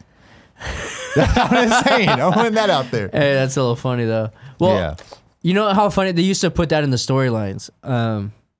They used to put that in the storylines where they're like, "Oh, the champion's coming out first to psych out the challenger." You know. Oh, maybe they said something like, on announcer side. They did that with the Sting and Hogan thing. Me and Tim were watching together, so I didn't listen to the announcers that much. Yeah. It was me and Tim just talking. But they didn't say that. But I mean, that used to be a thing. But like, yeah, you're right. I don't get that. Why did they do that? Maybe it was supposed to be the scary factor that, like, again, they're building them as these people that are like. But usually the champion comes out second. You're right. Well, are you sure? Maybe they did come out second. No, they definitely came out second. Yeah, champions always come out second. That's I think they did. No, they did not. They definitely didn't. I'm pretty sure Nia came out first. Now you're saying two different things. Oh no, Tom, you're not. Nah, dude, you're tripping. Sasha came out first, and then Bailey, and then them. Man, I don't remember. But and the only way I could be wrong on that is if Nia and Tamina didn't even get an entrance. They did. I remember. So then, hell no, because me and Tim had a conversation about this shit. Nah, bro. Okay. So favorite tag teams, honestly, dude, there's a lot, man. Obviously Eddie Guerrero, Chavo, Los Guerreros, Lai Chi and Steel. That's probably one of the most. The Legion of Doom. That's cool. Boom, boom. Old man talking about Eminem and all these old men shit. You want to hear some young shit, man? I'm talking about Los Guerreros, Lil Pump. You want to hear the Future, man? That's what I'm talking about. Man, the Hardy, old man. What the fuck you said? The Legion of Doom. All right, no, Hardy Boys. At least they wrestled. We want to hear my favorite. It's not even a shocker. The Outsiders. I'm done. I'm done with you, bro. To be real, who started this? Not no Bullet Club crap. The NWO for life. Leave in the comments when I'm allowed to tell him. Not on my show. WWE Let me know review when. For life. Yeah, gang shit, tag team champions. But to be real, your favorite tag team would be them? I love the Outsiders, man. I'm gonna do a random one too that I wouldn't say is the most dominant, but something that was a movement that I fucking Remember loved. the Steiner brothers? Damn, dude, we used to have the Outsiders versus the Steiner brothers. No, it was a hidden gem in the tag team room. I can't go there anymore. I won't. All right. Yeah, you know I was gonna go with that. I didn't. Bro. I'm gonna go somewhere I shouldn't go. It was one of my favorites of all time. Though. Not on my show. It sounds like. Let me say it there. You knew I was gonna go with that. It's not even like a. I'll shut it down, dude. One tag team that like obviously wasn't the best, but they did hold the belts at least once or two times, and maybe even more. Was fucking Evolution with Ric Flair and Batista. Man, I loved it. I loved the fact that they all hold the gold. Evolution is one of the best stables. And that's what I'm saying. Just like they were like it was supposed to be the evolution of Four Horsemen. It was how they were built. The tag team by themselves, I wouldn't. That's why they're evolution. They were the evolution of the Four Horsemen, and it was like that was a cool little thing. Is it the idea of? That was the idea. That was like it was those people like Ric Flair was in there and all that shit. Yeah. That is fucking great. I didn't know that. I didn't realize that. I got drunk and looked on Evolution shirts on eBay the other night, and I found some. So you just wait till I come out with them things. So. I guess that we answered that question. The last one isn't really a question. It's just my man CJ Rock 32. I wanted to shout you out because it looked like his comment was by far the longest. Oh, Brothers of Destruction. Okay, yeah. I was gonna say like I do love Kane. I love Undertaker, but I wish the Brothers of Destruction beat DX. You know the Power Trip Very underrated. You know the power trip? Remember No. Austin and Triple H? Oh, dude. When they used to just run through. Remember they were like Cherry shot Lita to death and all that stuff? That was crazy. I feel like when you start putting those kind of teams, crazy. It's just my favorite wrestlers together, so I'm going to choose them. But as far as how crazy legit tag teams, you know? There were some great matches. Remember the power trip versus the I'm not saying they're not. for main events? Yeah, and I'm not saying they're. What was it? It was like... I don't want to bring up another bad name, but it was like, what was it? Like Chris Benoit and Chris Jericho versus, was it Chris Benoit? And Chris Jericho versus the Power Trip. That's how they lost. I don't remember. Where was that? Like 18? 2002. WrestleMania 18? 19? Yeah, 18. No, they lost before. It was like, they lost in a random WrestleMania was 18 for sure. But, oh no, you're saying random pay-per-view, not WrestleMania. Gotcha, and that's where Triple H like blew his like whole leg out. And he came back at Royal Rumble. I'm too drunk to remember this shit, bro. I'm not even gonna lie. But hey, real quick before I get to finish. CJ Rock, 32, shout out to you. He left by far the longest comment. And the reason I want to shout out his comment is it seemed like he was taking notes in the comment section as he was watching the show. So he had replies to absolutely everything we said. And I thought that was a really cool thing. And I loved reading it because he gave us opinions. Is it a guy?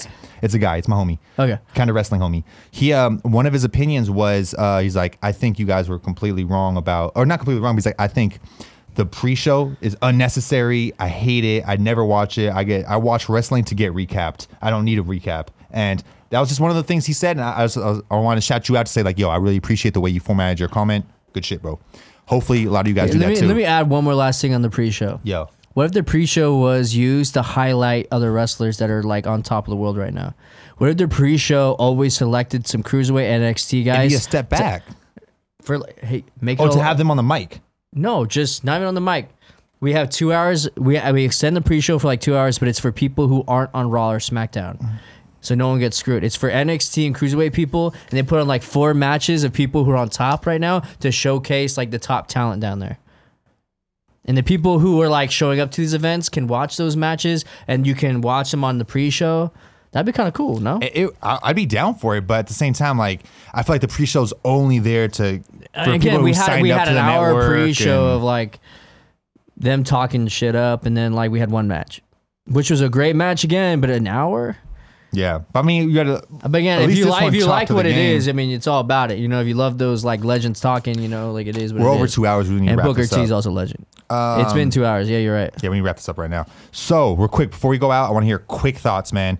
Hall of Fame. So far, we have DX, which is Triple H, Shawn Michaels, China, which is so crazy that they did this. I love it. I love that China's in the Hall of Fame. Good call. Road Dogg, X-Pac, and Billy Gunn. China deserves it. Is China the best women wrestler of all time right now? Sasha Banks. Is she the GOAT? Sasha Banks. So Billy Gunn has been one of my favorite wrestlers. I'm not so much familiar with his matches, like scene for scene. Billy Gunn.